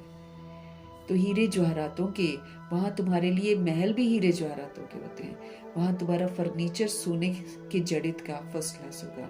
यहाँ तो झूले आदि सब बेगरी, यहाँ तो कुछ भी अच्छा नहीं है, सब बेकार बेकार कलयुग का बन जाता है। आजकल देखो झूले भी कैसे हैं, तो झूले आदि भी बाबा कहते सब बेगरी के हैं, आयरन के बने हुए हैं, ना लोहे के बने होते हैं। और आजकल तो ये भी है कि झूले भी झूलते, जैसे मेले लगते हैं उसमें कितने आजकल हादसे हो रहे हैं, झूला ही टूट जाता है और उसमें से जो सोल गिरे कि नीचे उसका क्या बचेगा। कितने हादसे हो रहे हैं कि टूट ही जाता है बीच में। आयरन नेचर्ड झूले हैं, सारा लोहा लोहा, फिर वो भी पता नहीं कब से यूज कर रहे होते हैं, अंदर से खत्म हो रहा होता है, किसी को पता ही नहीं है। तो जो भी चीज है इस समय मौत के घाट में ही सबको उतार रही है। अब सेफ भी नहीं है कि कहीं पर बच्चों को घुमाने कोई ले जाए या कहीं कुछ, सेफ्टी नहीं है। कोई इंसान बाहर जाता है वापस आ जाए बहुत बड़ी बात है, ऐसा वाला टाइम आ गया है। बाबा कहते हैं वहां तो सब कुछ फर्स्ट क्लास होगा, यहाँ तो झूले आदि भी सब बेगरी हैं, वहां तो फर्स्ट क्लास हीरे जवाहरातों की सब चीजें होंगी। ये है रुद्र ज्ञान यज्ञ, ये भगवान जी के द्वारा स्थापन किया हुआ यज्ञ है, रचा हुआ यज्ञ है, ये ज्ञान यज्ञ है। इसमें हमको समझ मिलती है, ये स्थूल अग्नि नहीं है, ये समझ मिलती है। अब समझ के अनुसार जाकर फिर हम अपनी सारी बुराइयों को स्वाहा करते हैं इस यज्ञ में। शिव को रुद्र भी कहते हैं, शिव है रुद्र।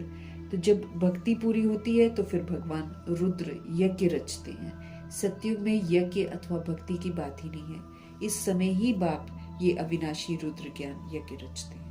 इस समय ही बाप ये अविनाशी रुद्र ज्ञान यज्ञ रचते हैं, जिसका फिर बाद में गायन चलता है। भक्ति सदैव तो नहीं चलती रहेगी, बाबा कहते भक्ति और ज्ञान, भक्ति है रात और ज्ञान है दिन। बाप आकर दिन बनाते हैं तो बच्चों का बाप के साथ कितना लव होना चाहिए। बाप आकर दिन बनाते हैं तो बच्चों का बाप के साथ कितना लव होना चाहिए। अंधकार से बाबा हमको बाहर निकालते हैं, सब कुछ हमारे लिए अच्छा बाबा करते हैं, सत्य बाबा हमको बताते हैं, तो फिर बाबा के लिए कुर्बान जाना चाहिए ना, बाकी सब चीजें छोड़ देनी चाहिए। अब भगवान को याद करना है। बाप आकर दिन बनाते हैं, हमको अंधकार से बाहर निकालते हैं, तो बच्चों का बाप के साथ कितना लव होना चाहिए। बाबा हमको विश्व का मालिक बनाते हैं, मोस्ट बिलवेड हमारा बाबा है, उनसे ज्यादा प्यारी वस्तु तो कोई हो न सके। आधा कल्प से हम सब याद करते आए हैं, बाबा आकर हमारे दुख हरो। अब बाप आए हैं, समझाते हैं तुमको अपने गृहस्थ व्यवहार में तो रहना ही है, क्योंकि गृहस्थ नया और नहीं बनाना है, लेकिन जो बनाया हुआ है उससे भागना नहीं है। खाली जो उसमें पहले हमारे एक्ट्स होते थे वो एक्ट जो है विकारी वाले वो बंद कर देने हैं। अब ट्रस्टी बनकर गृहस्थ में रहकर अपने, जैसे कल हम लोगों ने पढ़ा ना पॉइंट्स में, बाबा ने क्या बोला, विघन विघन कहाँ से आते ना, तो उसमें बोला है कि प्रवृत्ति में तुम रहते हो तो तुम अपने जो तुमने बंधन बना रखे हैं उसको तुम चुप तो कर रहे हो। अब तुम उसमें ममत्व मत डालो, मोह माया में मत अपने आप को जकड़ो कि तुम, अरे परिवार है, फिर परिवार के चक्कर में सारे उसी में मस्त रहते हैं ना। तो बाबा कहते हैं ये इसलिए तुम्हारा नहीं है प्रवृत्ति, ये प्रवृत्ति इसलिए है ताकि तुम सत्यता से और दिव्यता से, दैवी गुणों से ट्रस्टी बनकर, सेवाधारी बनकर हिसाब किताब सेटल कर लो। तो ध्यान मेरा उधर होना चाहिए, न कि ममत्व में। नहीं तो और बंधन बन जाएगा। अगर हम बोलेंगे ना मेरा बच्चा है, मेरा ये है, और बंधन बनता जाएगा, फिर और दुखी होंगे, क्योंकि हम तो फिर खुद भगवान से जोड़ नहीं रहे हैं और उस आत्मा को भी भगवान से नहीं जोड़ रहे हैं, उसको भी मेरे मेरे के जाल में फंसा रहे हैं कि तू मेरा है, तू मेरा है। तो मैं तो उसको गुमराह कर रही हूँ ना। फिर आपको गुमराह नहीं करना है, खुद भी भगवान से जोड़ना है, आत्माओं को भी भगवान से जोड़ना है, और इस कदर जोड़ना है कभी भी कुछ भी प्रॉब्लम हो, क्योंकि प्रॉब्लम तो कहीं भी होगी, बाहर होंगे इंसान, कोई कॉलेज में होगा, कोई स्कूल में होगा, कोई ऑफिस में होगा, कभी भी कुछ भी हो सकता है ना। उस समय हमको इस कदर नष्ट मोहा बनना है, इस कदर भगवान को अपना साथी बनाना है कि जब इस तरह की सिचुएशन अगर आ गई, हम घर में इकट्ठे नहीं हुए, बाहर कहीं रह गए, तो चिंता नहीं होनी चाहिए फिर हमको। और वो तब नहीं होगी अगर हम अभी से बच्चों को भी परमात्मा से जोड़ दें, खुद भी जुड़े रहें और परमात्मा मीन्स ऐसा बने कि अहमियत जो है ना, बच्चे के अंदर जो अहमियत है वो सबसे पहले भगवान की तरफ जाए, वो भगवान को ही याद करे। हम आप में से हम लोग कोई किसी को बचा नहीं सकते, हम तो खुद को ही नहीं बचा सकते, तो दूसरे किसी को क्या बचाएंगे। इसीलिए इस असलियत को जान लेना है, फिर बच्चों को ज़्यादा पैम्पर नहीं करना है, सशक्त बनाकर भगवान जी से जोड़ना है। फिर उसमें देखो, हम तो झूठ नहीं बोल सकते हैं, क्योंकि हमारा अंदर का जो फीलिंग है वो वतन में पहुंच जाता है। तो अगर अंदर से हम मेरा मेरा रखेंगे तो भी हम दुखी परेशान होंगे, लेकिन अगर भगवान को सौंप देंगे तो एकदम निश्चिंत रहेंगे। भगवान जैसी संभाल कोई और कर ही नहीं सकता है।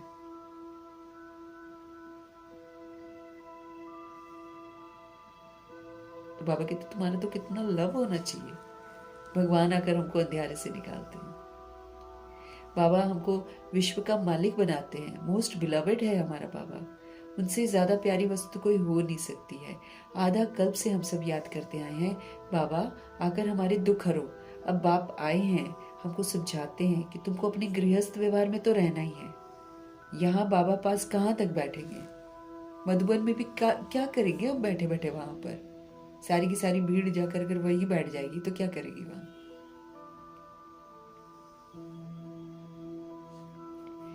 बाप के साथ तो परमधाम में ही रह सकते हो, बाबा कहते हैं वही एक जगह है, क्योंकि वहां हम बिंदी बनकर रहते हैं, इसलिए एक घर में रह लेते हैं।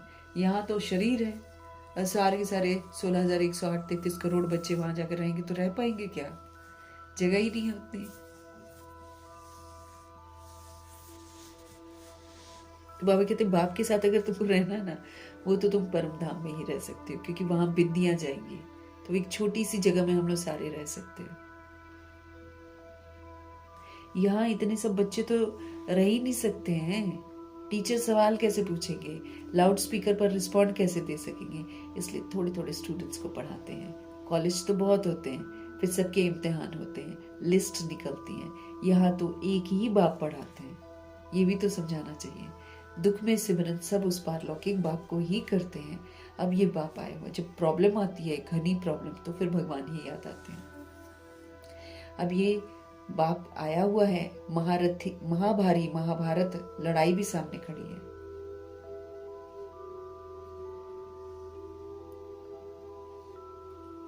महाभारी महाभारत लड़ाई भी बिल्कुल सामने खड़ी है। वो समझते हैं महाभारत लड़ाई में श्री कृष्ण आया है, ये तो हो ना सके। बाबा कहते ये तो हो ना सके, बेचारे मूंझे हुए हैं, फिर भी कृष्ण कृष्ण याद करते रहते हैं। अब मोस्ट बिलवड शिव भी है तो श्री कृष्ण भी है, परंतु वो है निराकार और वो है साकार। निराकार बाप सब आत्माओं का बाप है, दोनों मोस्ट बिलवड।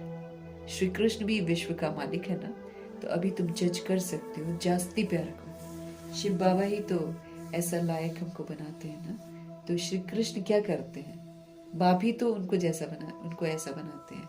तो फिर गायन भी जास्ती किसका है, बाप का होना चाहिए ना। प्यार भी किसको करना चाहिए, बाप को प्यार करना चाहिए ना। शंकर का डांस दिखाते हैं, वास्तव में डांस आदि की तो बात ही नहीं है। शंकर जी तो सूक्ष्म स्वरूप है ब्रह्मा जी के पुरुषार्थ का, तो वो डांस थोड़ी करते हैं, लेकिन कुछ भी दिखाती आत्माएं पता नहीं कहाँ कहाँ से अपनी कहानियां बनाती हैं और फिर दिखाती रहती हैं। बाबा कहते वास्तव में डांस आदि की तो कोई बात ही नहीं है। बाप ने समझाया है तुम सभी पार्वतियां हो, हम सभी आत्माएं जो हैं, हम पार्वतियां भी हैं, हम सीताएं भी हैं, है ना। तो बाबा कहते हैं तुम सब पार्वतियां हो और ये शिव अमरनाथ तुमको कथा सुना रहे हैं, अभी तुमको अमर कथा सुना रहे हैं। वो है वाइसलेस वर्ल्ड, वो है निर्विकारी दुनिया, विकार की कोई बात ही नहीं है वहां पर।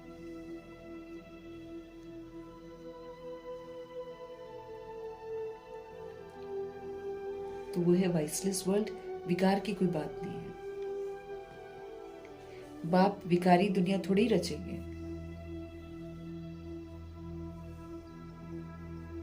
शिव बाबा विकारी दुनिया थोड़ी रचेंगे, विकार में ही तो दुख है सारा। मनुष्य हठ योग आदि बहुत सीखते हैं, गुफाओं में जाकर बैठते हैं, आग से भी चले जाते हैं, रिद्धि सिद्धि भी बहुत है। रिद्धि सिद्धियां ये आराम से थोड़ी देर के लिए होती है, ये जिससे फिर इंसान विश्वास करता है और फिर रिद्धि सिद्धि के जाल में फंसता है। रिद्धि सिद्धि जादू से आपको एकदम सारा कुछ आपके जो ना अच्छा करवा देंगे, फिर आपको लगेगा अच्छा हो गया सारा कुछ ठीक हो गया, है ना। तो फिर ये बिजनेस करते हैं आजकल के लोग, तो रिद्धि सिद्धि वाले बहुत बिजनेस करते हैं। ये एक बार डरा देंगे और एक बार आपको वो कर देंगे और फिर इंसान फंस जाता है, फिर उसको डर रहता है, फिर उसके पास बार बार जाता है, फिर बार बार पैसे लगते हैं।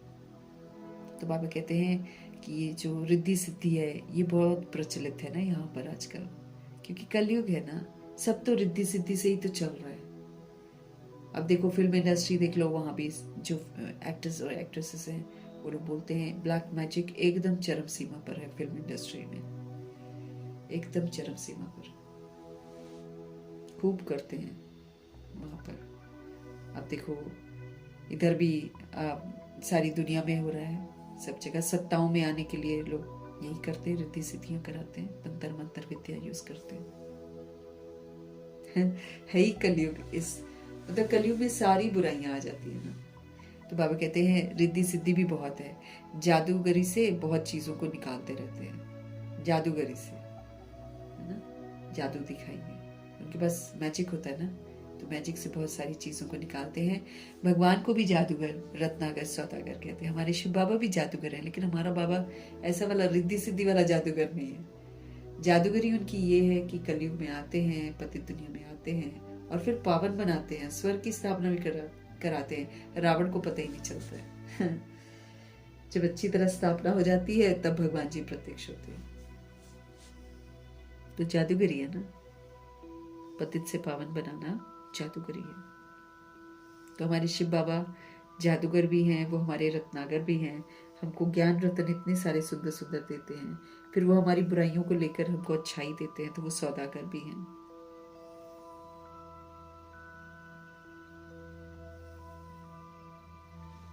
तो भगवान को भी जादूगर, रत्नागर, सौदागर कहते हैं। तो जरूर चैतन्य है ना, कहते भी हैं मैं आता हूँ। जादूगर है ना, मनुष्य को देवता, बेगर से प्रिंस बनाते हैं। ऐसा जादू कभी देखा है क्या? ऐसा जादू कभी देखा है क्या?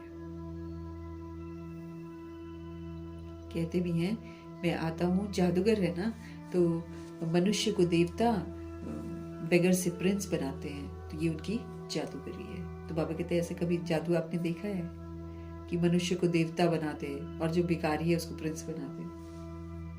देखा है कोई जादूगर? और सच में बना देते हैं बाबा, हाँ, है ना। अच्छा, मीठे मीठे सिखिलते बच्चों प्रति माता पिता बाप दादा का याद प्यार और गुड मॉर्निंग। रूहानी बाप की रूहानी बच्चों को नमस्ते। हम रूहानी बच्चों की भी रूहानी बाप को दिल से, जान से, सिख से, प्रेम से, अदब से, पूरे रिस्पेक्ट से, पूरे रिगार्ड से, प्यार भरी, स्नेह भरी, मीठे मीठे परमपिता परमात्मा जी को नमस्ते और मोहब्बत भरी नमस्ते और तहे दिल से उनका धन्यवाद करेंगे। धारणा के लिए मुख्य सार है, फूलों के बगीचे में चलना है। फूलों का बगीचा सत्ययुग, जन्नत, पैराडाइज। तो फूलों के बगीचे में अगर चलना है तो बाबा कहते खुशबूदार फूल बनो। और सारी दैवी गुण हमारे अंदर आ जाए, है ना, तो उतनी खुशबू आएगी। जितनी हमारे में सत्यता आती जाएगी, जितनी हमारे में दिव्यता आती जाएगी, उतना खुशबू आती जाएगी। तो फूलों के बगीचे में हमको चलना है, इसलिए हमको खुशबूदार फूल बनना है। किसी को भी हमको दुख नहीं देना है। एक पारलौकिक बाप से सारे संबंध हमको जोड़ने हैं, वही हमारा सब कुछ है। एक पारलौकिक बाप से हमको सारे संबंध जोड़ने हैं, वही हमारा सब कुछ है। सर्व संबंधी वही है, क्योंकि हम सोल से, सोल का सर्व संबंधी शिव बाबा ही हो सकता है। बॉडी का जो है वो तो टेम्पररी है, विनाशी है, स्थायी थोड़ी है। तो फूलों के बगीचे में हमको चलना है, इसलिए हमको खुशबूदार फूल बनना है। किसी को भी दुख नहीं देना है। दे अभिमान और दे के भान में आते हैं तो हम दुख देने के निमित्त बन जाते हैं। अब हमें एक पारलौकिक बाप से सारे संबंध जोड़ने हैं। एक शिव पिता परमात्मा से सारे संबंध जोड़ने हैं। शिव बाबा प्यारे से प्यारा है, उस एक को ही प्यार करना है। शिव बाबा हमारा प्यारे से प्यारा है, अब उनको ही, शिव बाबा प्यारे से प्यारा है, उस एक को ही प्यार करना है। सुखदाता बाप को याद करना है। अभी हमें क्या याद करना है? सुखदाता बाप को याद करना है। सदगुरु जी का वरदान, किसी की कमी कमजोरी को न देख अपने गुण व शक्तियों का सहयोग देने वाले मास्टर दाता भव। हमको किसी की भी कमी, किसी की भी कमजोरी को नहीं देखना है। अपने गुण व शक्तियों का सहयोग देने वाले मास्टर दाता भव। बहुत गहरा है ना, ये हम पहले नहीं समझते हैं बातों को, हम पहले नहीं समझते हैं। अब देखो बाबा कहते हैं ना, आग लगी हुई है सब तरफ, ठीक, हमारे अंदर भी लगी हुई थी। काम क्रोध लोभ मोह अहंकार की आग तो हमारे अंदर भी लग रखी थी, हमने ही तो लगाई है आग। बाबा कहते हैं हमने आग लगाई है। तो अब जो ये द्वापर युग और कलयुग में सुलझ जाती हैं, जब हमारी आग की जो चिंगारी है जब उनको लगती है तो वो तो भयानक रूप लेती है उनमें। उनको फिर लज्जा नहीं आती। अब आज उनको लज्जा आ रही है, इतना कुछ भ्रष्ट काम कर रहे हैं, नहीं आ रही है लज्जा, क्योंकि उन्होंने कलयुग में आकर ये चीजें धारण की है। जब ऑलरेडी इसका आम बात है, राज्य है, मतलब आम बात उन्होंने देखी है। अब वो उसका बिगड़ा हुआ स्वरूप हमको दिखाते हैं, जिसको फिर बाबा कहते हैं कि बाबा हमको फिर फायर ब्रिगेड बनाते हैं। कहते तुम फायर ब्रिगेड हो, हाँ? और तुम्हारा काम है आग बुझाना, ठीक। तो बाबा हमको क्या बोलते हैं कि सारा तो बिगड़ा हुआ सिस्टम है, हम कब तक करते रहेंगे क्यों क्या कैसे, और अगर हम क्यों क्या कैसे करेंगे भी, कोई हमारी बात सुनकर सुधरने वाला नहीं है। अब कितने लोग खून जला रहे हैं सत्ता के खिलाफ बोलने के लिए, चाहे किसी भी आत्मा के खिलाफ बोलने के लिए, अपना खून जला रहे हैं। वो अपना मस्त है, जो बुरा कर रहे हैं वो अपना मस्त है, उनको तनिक भी फर्क नहीं है। वो अपना खा पी रहे हैं, ऐश कर रहे हैं, क्योंकि वो अंत में आई हुई आत्माएं हैं। उनको ये समझ ही नहीं है कि राइट क्या है और रॉन्ग क्या है। उनको तो लगता है कि जो चल रहा है यही बस सही है, इसलिए वो हर चीज करते हैं। तो बाबा हमको वही बोल रहे हैं कि आप फायर ब्रिगेड बनकर आप क्यों क्या कैसे नहीं करेंगे, जो सोल्स कर रही हैं उसके प्रभाव में भी नहीं आएंगे। आप उनकी आग को बुझाने का काम करो, दुआओं से, शुभ भावना, शुभकामना से। अभी वरदान भी देखो बाबा क्या बोल रहे हैं, किसी की भी कमी कमजोरी को मत देखो। कमी कमजोरी तो सब में आ गई है, वो तो मालूम चल गया है। अब जैसे बाबा हमारी कमी कमजोरी को नहीं देखते हैं, अगर देखे ना तो हमको पढ़ाना बंद कर देंगे बाबा, पढ़ाएंगे ही नहीं। लेकिन बाबा जानते हैं कि सोल्स हैं, विस्मृत होकर ऐसे कर्म करते हैं। अभी भी हम स्वभाव संस्कारों के वशीभूत होकर जब पुरानापन यूज करते हैं तो बाबा फिर हमको समझ देते हैं कि इसको छोड़ दो, इस शाखा को काट दो, पुराने स्वभाव संस्कार की शाखा को, इसको काटो। तो समझ देते रहते हैं। तो अब हमको बाबा प्यार से समझाते हैं, हमको भी तो सुधारते हैं ना। तो फिर यही उम्मीद तो वो हमारे से करते हैं, ताकि हम उन आत्माओं के लिए वैसे बिहेव करें जैसे बाबा हमारे साथ बिहेव करते हैं। वो आत्माएं जो भगवान से कनेक्ट नहीं होती हैं, वो कनेक्ट ही होती हैं देवी देवताओं से।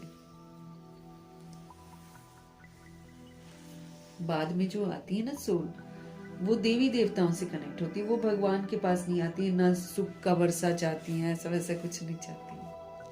उनको तो कलयुग में मजा आता है, जो सोल सभी आती है। लेकिन बाबा कह रहे हैं कि आप क्या करो, आप किसी की कमी को, किसी की कमजोरी को मत देखो। लेकिन आप क्या करो, अब दिखाई देता है, बाबा कहते हैं दिखाई भी देता है। मत देखो का मतलब ये है कि जो भी कमी कमजोरी दिखाई दी है उसको अंदर नहीं लेकर जाना है, अंदर नहीं लेकर जाना है।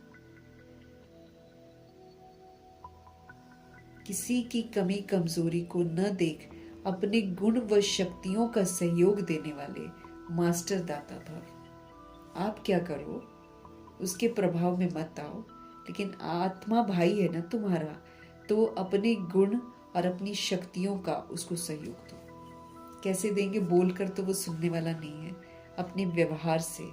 हमारे व्यवहार में गुण होना चाहिए।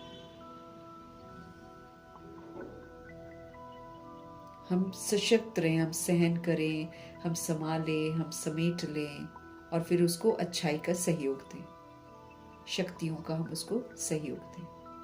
तो फिर हम क्या बन जाएंगे, मास्टर दाता। भगवान से मिला हुआ भगवान के बच्चों को देना मास्टर दाता।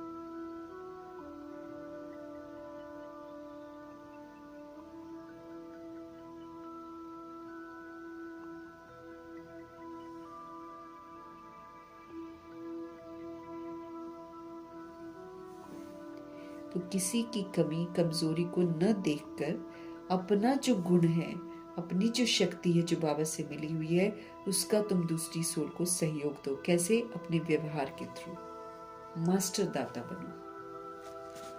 मास्टर दाता वो है जो सदा इसी रूहानी भावना में रहते हैं कि सारे के सारी रूहें हैं और हमारे समान वर्षे के अधिकारी बन जाए। ये देखो शुभ संकल्प है ना।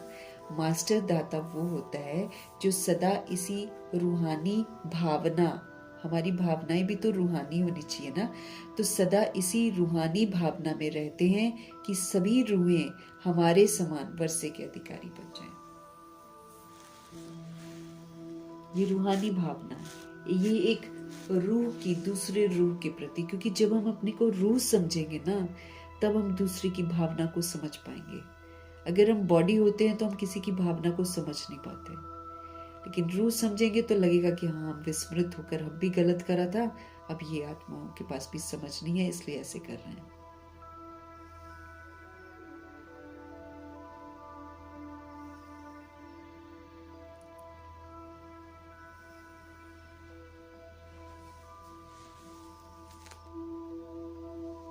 तो मास्टर दाता वो है जो सदा इसी रूहानी भावना में रहता है कि सारी रूहें हमारे समान वर्षे के अधिकारी बन जाएं। किसी की भी कमी कमजोरी को न देख वे अपने धारण किए हुए जो गुण हैं, जो शक्तियां हैं, उसका सहयोग देते हैं। ये ऐसा है ही, इस भावना के बजाय मैं इसको भी बाप समान बनाऊं, ये शुभ भावना। साथ साथ यही श्रेष्ठ कामना हो कि ये सभी आत्माएं कंगाल, दुखी, अशांत से सदा के लिए शांत, सुख रूप, मालामाल बन जाए, तब कहेंगे मास्टर दादा। देखो, शुभ भावना, शुभ कामना। एक तो सबको रूह की तरह देखना है। एक रूह दूसरी रूह का भला चाहेगी ना, क्योंकि वो रूह खुद भी गुजरी है उसमें से, तो इसलिए समझेगी कि जैसे मैं विस्मृत हुई ऐसे ये भी विस्मृत हो गई है। तो भगवान वो वाली प्यारी प्यारी रूहानी भावनाएं हमको सिखा रहे हैं, ताकि हम किसी की कमी कमजोरी को देखकर प्रभावित होकर उसकी कमी कमजोरी का टिक्का टिप्पणी ना करें, बल्कि जो उचित समय में हम आत्मा को करना चाहिए उसको जल्दी से जल्दी इम्प्लीमेंट करें।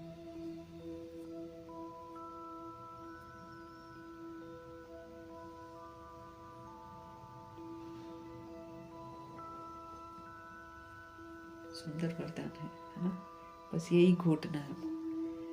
सोल्स में कमियां हैं, सोल्स में कमजोरियां हैं, हम में भी थी, हमारे को देखकर उनमें आ गई है। इस बात को तो सबसे पहले समझना है। जैसे कल बाबा ने बोला, जैसे कर्म हम करते हैं वैसे दूसरे कॉपी कर लेते हैं। जो बाद में सोल्स आती है वो हमको कॉपी करती हैं। तो इसीलिए अब हमको किसी की भी कमी को, किसी की भी कमजोरी को नहीं देखना है, बल्कि भगवान ने जो हमको गुण दिए हैं, भगवान ने जो हमें शक्तियां दी हैं, उसको धारण करके उसका सहयोग सभी सोल्स को जरूर देना है।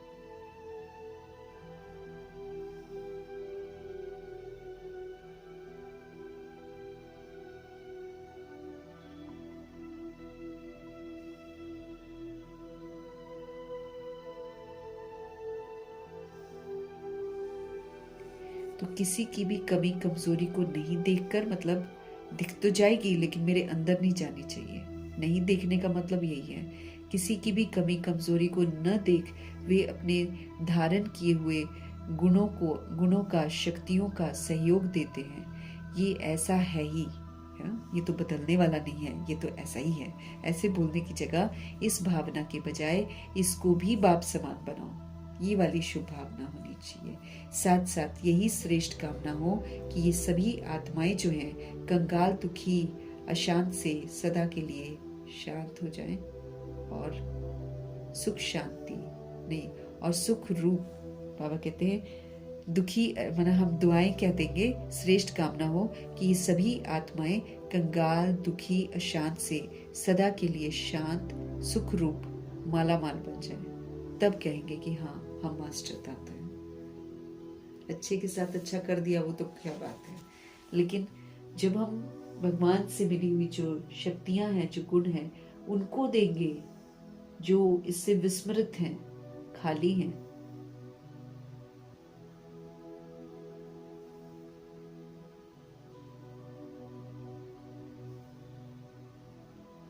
स्लोगन है, हमको मास्टर दाता बनना है ना। स्लोगन है, मनसा वाचा कर्मणा, सेवा करने वाले निरंतर सेवाधारी है, उनके हर श्वास में सेवा समाई हुई है। किनके? जो मनसा वाचा कर्मणा सेवा करते हैं। मन से भी सेवा होती जाए और फिर वाचा से भी होती जाए। वाचा में निरअहंकारी है, कोई अहंकार नहीं है, तो कितनों को प्रभावित करता है ऐसा वाला व्यवहार, ऐसे वाले वर्ड्स जिसमें अहंकार न हो, वरदानी बोल हो, जो बोल बाबा हमारे लिए बोलते हैं, वो बोल जब हम बोलेंगे सभी के लिए, तब तो हम निरंतर सेवाधारी कहलाएंगे ना। उनके हर श्वास में सेवा समाई हुई होती है।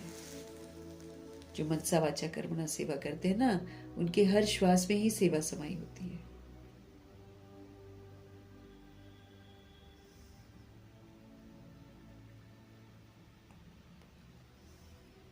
अव्यक्त इशारे। इस अव्यक्त मास में बंधन मुक्त रहकर जीवन मुक्त स्थिति का हमको अनुभव करना है। बंधन मुक्त रहकर जीवन मुक्त स्थिति का अनुभव करना है। पहले अपनी देह से, देह के संबंध से, पुरानी दुनिया की स्मृति से मुक्त बनो।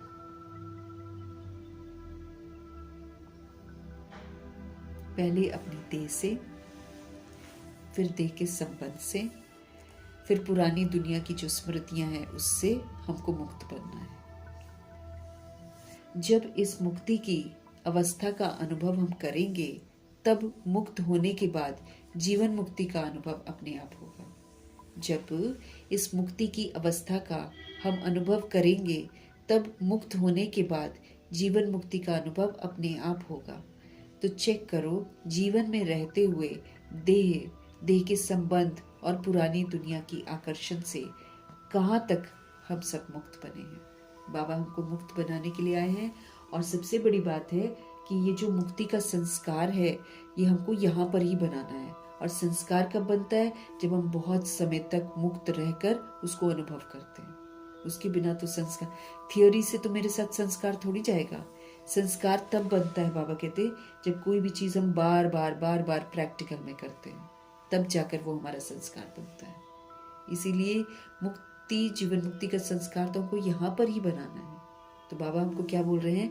पहले अपनी देह से, फिर देह के संबंध से, फिर ये पुरानी दुनिया की स्मृति से अब मुक्त बनो। मैं बॉडी हूँ, मेरा ये मदर फादर हैं, चाचा है, काका है, मामा है, ये सब जो है ना, ये तो देह के संबंध है। इससे भी बाबा कहते बाहर आओ और पुरानी दुनिया की स्मृति,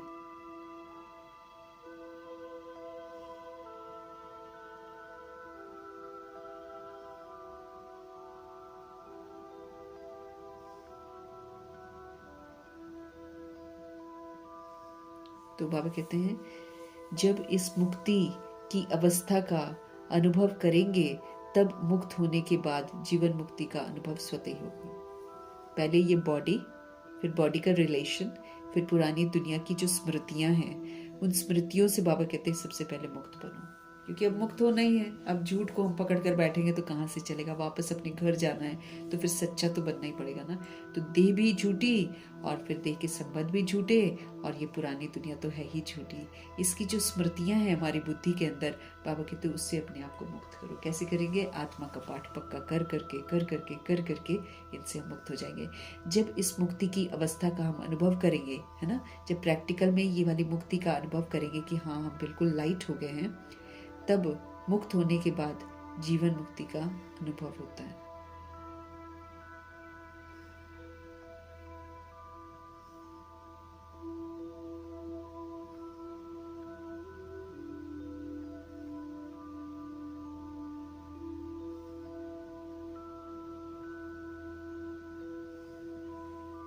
तो पहले अपनी देह से, देह के संबंध से, पुरानी दुनिया से जो स्मृतियां हैं, बाबा कहते बुद्धि से अपने आप को उससे मुक्त करो। अपने आप को समझाओ, जो सच्चाई है उसको समझाओ और उसमें टिको। सच्चाई यही है कि हम सोल्स हैं, हम नहीं मरते, शरीर मरता है, शरीर के संबंध भी बदलते हैं। पुरानी दुनिया ये तो विनाश होने वाली है, आयरन नेचर दुनिया है। जब हम इस मुक्ति की अवस्था का अनुभव करेंगे समझ से, तब मुक्त होने के बाद फिर जीवन मुक्ति का अनुभव स्वतः ही होगा। फिर जीवन में रहते हुए, पाठ बजाते हुए, गृहस्थ में रहते हुए, ट्रस्टी सेवाधारी बनकर पाठ बजाएंगे तो फिर हम जीवन मुक्ति का अनुभव स्वतः ही करेंगे। चेक करो जीवन में रहते हुए देह के संबंध और पुरानी दुनिया के आकर्षण से कहाँ तक मुक्त बने हो।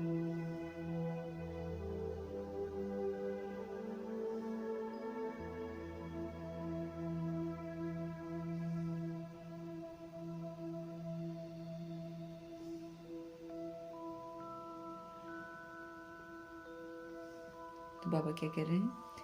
जब आप इस मुक्ति की अवस्था, है ना, समझ से जब हम ये वाली अवस्था का अनुभव करेंगे ना, फिर हम एक्सपीरियंस करेंगे। क्यों बाबा बोल रहे हैं हमको पाठ पक्का करो, आत्मा का पाठ पक्का करो, रियलाइज करो ट्रुथ क्या है उसको रियलाइज करो। तो जब हम ट्रुथ को रियलाइज करेंगे तो हम कैसी अवस्था का अनुभव करेंगे? मुक्ति की अवस्था का अनुभव करेंगे। जब हम ये कर लेंगे ना तो आराम से बाबा कहते जीवन मुक्ति का अनुभव भी स्वतः ही हो जाएगा। वहां पर फिर हम ट्रस्टी बन जाएंगे। जब मेरी देह ही नहीं है, जब मेरे देह के संबंधी ही नहीं है, तो वाकई हम ट्रस्टी हो गए ना, हम तो सेवाधारी हो गए। फिर ट्रस्टी बनकर फिर पाठ बजाना है। तो बाबा कहते हैं जीवन मुक्ति का अनुभव तो आपको ऑटोमेटिकली हो जाए। पहले तुम देह से मुक्त तो हो बुद्धि से, अब देह अपने आप को नहीं समझना है। सच्चा बनकर हम वापस जा सकते हैं। और ये समय है सच्चा बनने की। इसलिए बाबा हमको बार बार बोलते हैं इसमें बहुत मेहनत है। ब्रह्मा जी ने भी तो मेहनत की। अल्टीमेटली जैसे चक्रधारी बहन बता रही है कि बाबा 14 वर्ष की तपस्या के बाद ऐसे ही हमको समझाया था कि देखो बच्चे क्या हैं हम लोग, बस एक बिंदी। कागज पर धीरे से पेंसिल लेकर गए और एक डॉट लगा दिया। कहते दिख रहा है डॉट? कहते नहीं बाबा नहीं दिख रहा है। कहते बस ऐसे ही दिखता नहीं है ये, लेकिन हम यही है, बाकी सारा झूठ है। बाकी सारा झूठ है। बॉडी लेकर हम अपने आप को बॉडी समझते हैं, बॉडी का परिवार बनाते हैं, फिर हम कितना उसका फैलाव करते हैं, फिर और बंधनों में बंधते हैं। ये काम हम करते रहते हैं ना, लेकिन सारा को सारा झूठ ही करते रहते हैं। फिर एक दिन बॉडी छोड़ देते हैं। जब तक एक बॉडी में है तो कितना ढिंढोरा पीटते हैं, ये मेरा है, ये मेरा है, ये मेरा है। मेरा मेरा करने वाले एक सेकंड में छोड़कर भी चले जाते हैं। रोल खत्म, सब कुछ वही का वही, पैसा वही, घर वही, सब कुछ वही। अब तो फिर सबका वही का वही ही रह जाएगा। अब तो हमको वापस घर जाना है, तो सच्चा बनकर जाना है। लेकिन सच्चा बनकर जाना मतलब यहाँ पर फिर सच्चाई से पाठ बजाना है। सच्चाई से पाठ बजाकर सच्चाई के संस्कार बनाने हैं, फिर जाकर हम जा सकते हैं। यहाँ ट्रस्टी सेवाधारी बनना है, यहाँ निर्वैर बनना है, निर्भय बनना है, निराकारी बनना है, निरअहंकारी बनना है, निर्विकारी बनना है। बिंदी हैं हम बस। बाबा कहते बस बिंदी हो तुम। तो जब आत्मा बिंदी है, बाबा बिंदी है, ड्रामा बिंदी है, तो फिर विस्तार क्या है? कुछ भी नहीं ना। तो इसमें टिकने की समझ बाबा देते हैं। तो चेक करो, जीवन में रहते हुए हमको करना है। ये जो थोड़ा सा जीवन हमारे पास रह गया है, वो भी पता नहीं, कोई गारंटी नहीं हमारा बॉडी का, लेकिन ये जो थोड़ा सा जीवन रह गया है, बाबा कहते हैं उसमें चेक करो, जीवन में रहते हुए देह के संबंध और पुरानी दुनिया का जो अट्रैक्शन है, उसमें से कहाँ तक तुम मुक्त हुए हो। कभी किसी को देखकर ख्याल आता है कि ये मेरा बच्चा है, ख्याल आता है कि ये मेरा पार्टनर है, ख्याल आता है कि ये मेरा घर है, ख्याल आता है कि ये मेरी चीजें हैं ना? सारा चेक करना है, जीना है। इसलिए जगदीश भाई भी बोलते हैं ना कि दफ्तर जाते हैं ना, दफ्तर से वापस आते हैं, आप हमेशा सोचो कि हम सेवा स्थान में जा रहे हैं, और जाते जाते ये बुद्धि में जरूर है मेरा घर तो ऊपर है, मेरा घर तो ऊपर है, मेरा घर तो ऊपर है। सच्चाई के संस्कार मुझे धारण करने, विस्तार को मुझे सार करना है। संस्कार यहाँ नहीं बनाएंगे, अनुभव हम यहाँ नहीं करेंगे, तो हम तो सतयुग में तो जा ही नहीं सकते हैं ना। अगर यहाँ, और यहाँ क्या बोलते बाबा, अचानक एवर रेडी रहो, सारे खजानों के साथ, सारे सर्टिफिकेट्स के साथ, सारे मेडल्स के साथ, और ये एंड में क्या कहते हैं, बहुत काल का पुरुषार्थ, बहुत काल तक मेरे को ये सोचकर जीना है कि मैं एक सोल हूं। बहुत काल तक ये सोचकर मुझे जीना है कि झूठी काया है, ये झूठी माया है, सारा संसार झूठा है, पल भर में ये सारा खत्म हो जाएगा। अब तो उसी समय आ गए ना हम लोग। तो 90 साल खत्म हो गए हैं संगम युग के, 10 साल के अंदर ये पूरी सृष्टि को परिवर्तन होना है। उसमें भी हमको पता नहीं है कि मेरे पास 10 साल है कि नहीं है। उसमें भी बाबा ने बोला है कि विनाश के कुछ समय पहले पढ़ाई बंद हो जाएगी, नहीं पढ़ पाएंगे फिर हम। तो हम तो बहुत समीप पहुंच गए हैं। सारे वो चले गए हैं आदि रतन, और आदि रतन ही तो फिर आत्माओं को उकसाएंगे कि चलो करो विनाश, क्योंकि वो लोगों को दिख रहा है अत्याचार, भ्रष्टाचार, उनको दिख रहा है कैसे लोग रो रहे हैं, कैसे मर रहे हैं, कैसे जानवरों को मारा जा रहा है, कैसे जानवरों की चीज़ों को लिया जा रहा है। स्किन, कितनी सारी शीप की स्किन ही उखाड़ दी, कभी कुछ, मतलब छोड़ते नहीं है कहीं भी, इंसान कहीं भी नहीं छोड़ रहा है जानवरों को। प्रकृति बर्दाश्त किए जा रही है, तो अभी तोड़ फोड़ करेगी प्रकृति सबका, सब तो यहीं का यहीं धरा रह जाएगा। लेकिन अगर मैं आत्मा का पाठ पक्का नहीं करूंगी, पवित्र भव, योगी भव, और सारा जितना मैंने विस्तार रस्सियां बांध रखी हैं, अगर मैं इन रस्सियों को खोलूंगी नहीं खुद, और ऊपर से और रस्सियां नहीं बांध लूंगी, तो खुलवाएगा कौन फिर हम लोग फेस नहीं कर पाएंगे ये जो विकराल विनाश होना है। हमको तो विनाश के समय में हम पवित्र बनकर, योगी बनकर उसको पार कर सके, उसकी तैयारी भगवान करवा रहे हैं। बाबा तो हमको 8 पेपर की तैयारी करवा रहे हैं। वो हमको ये नहीं बोल रहे हैं कि तुम अब इस दुनिया का विस्तार करो। इस दुनिया के विस्तार में संबंध हम नए बना लेंगे और कुछ नया नया बनाएंगे, तो हम अपने लिए क्या कर रहे हैं? हम तो निर्बंधन तो नहीं बन रहे ना, अभी तो हमको निर्बंधन बनना है। तो अव्यक्त इशारे जो भगवान जी के इस महीने हमको मिले हैं, अगर आपने नोट किए होंगे तो बहुत अच्छी बात है। ये सारा पढ़कर हमको निर्बंधन बनना है। हर चीज में बाबा ने हमको एक एक युक्ति बता रखी है। सारे के सारी ये जो निर्बंधन वाला है, जीवन मुक्ति वाला है, ये जनवरी मास में हमको मिलना शुरू हुआ है। तो जब से मिल रहा है, अब देखो 28वां दिन आ गया, जनवरी खत्म।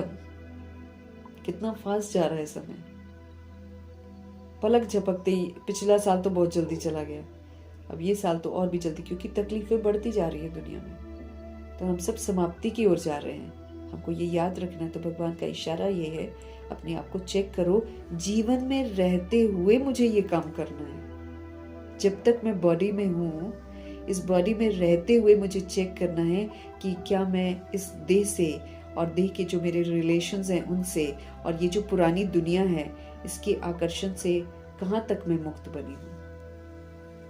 ये मुझे अट्रैक्ट नहीं करना चाहिए ना, ये कहीं भी दिमाग में मेरे ख्यालात नहीं आना चाहिए। मेरे संबंधी हैं, हम सोल्स हैं, एज सोल्स हम ब्रदर्स हैं बस। इसके अतिरिक्त हमारा कोई रिलेशन नहीं है। और जब तक हम प्रजापिता ब्रह्मा के उसमें आते हैं वर्षा लेने के लिए, तब हम ब्रदर सिस्टर हैं, अदरवाइज हमारा कोई रिलेशन नहीं है, और कोई भी नहीं है। बाबा कहते मैंने दिया ही नहीं तुमको, मैंने कोई और संबंध बनाकर दिया ही नहीं है, तो तुम्हारे मुख से कैसे निकल जाता है कि ये मेरा बच्चा है, ये मेरा परिवार है? कैसे निकलता है? बाबा कहते मैंने तो तुम्हारा परिवार रच के ही नहीं दिया है, तुम्हारा तो नया जन्म हुआ ना, हमारा बचपन हो गया।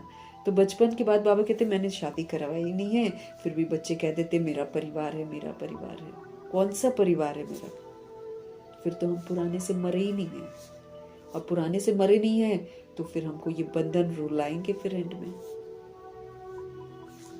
जब तक मैं आत्मा का पाठ पक्का नहीं कर लेती हूँ, तब तक मैं निर्भय रह ही नहीं सकती हूँ। तब तो हम बॉडी को देखकर रोएंगे, किसी के साथ कुछ भी होगा तो हम उसको देखकर रोएंगे। क्यों?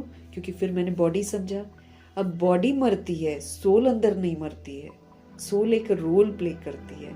जब तक मेरे को ये कॉन्सेप्ट बिल्कुल अच्छे से क्लियर नहीं हो जाता है, चित्त पर बैठ नहीं जाता है, तब तक हम साक्षी होकर पाठ बजा ही नहीं पाएंगे। हमारा आखिरी का पाठ यही होगा कि साक्षी होकर हम सब कुछ देखें और प्रभाव मुक्त रहते हुए आग जो लगी है उसको बुझाएं। ये हमारा काम है, फायर ब्रिगेड का काम है हमारा। चारों तरफ काम, क्रोध, लोभ, मोह, अहंकार की आग लगी हुई है, अभी भी लगी हुई है। अभी से बुझाते जाना है, अभी से दुआएं करते जाना है कि सबके काम, क्रोध, लोभ, मोह, अहंकार की आग जो है बुझ जाए। जैसे प्रकाश मणि दादी ने कितना, देखो पढ़ते पढ़ते हम लोग को पता चलता है, नहीं तो ऐसे कहाँ पता चलता है। अब अव्यक्त संदेश की बुक ऐसे ही पड़ी हुई थी, लेकिन अभी किसी तरह बाबा ने पढ़वा दी, तो उसमें से देखो कितने अच्छे अच्छे हमको पॉइंट्स मिल रहे हैं रोज। तो कितना अच्छा था। दादी प्रकाश मणि बोल रही है, यादवों का, कौरवों का लड़ाई झगड़े से, हिंसा से दिल भर जाए, इनको वैराग आ जाए। कितना सुंदर संकल्प है। क्योंकि जब तक दादी प्रकाश मणि थी तब तक बहुत सुंदर सुंदर संकल्प करवाती थी। क्योंकि हम लोग जब 2009 में आए हैं तो उस समय अब मेरे पास वो पेपर नहीं है, उस समय हम लोग को पेपर दिया हुआ था जिसमें प्रकाश मणि दादी ने बड़े सारे सुंदर सुंदर संकल्प करवा रखे थे। उस समय तो समझ में आता नहीं था उतना, पहले पहले आए थे, लेकिन अब मुझे उसकी अहमियत पता चलती है। दादी प्रकाश मणि ने बहुत सुंदर सुंदर संकल्प करवाए हैं भले के लिए।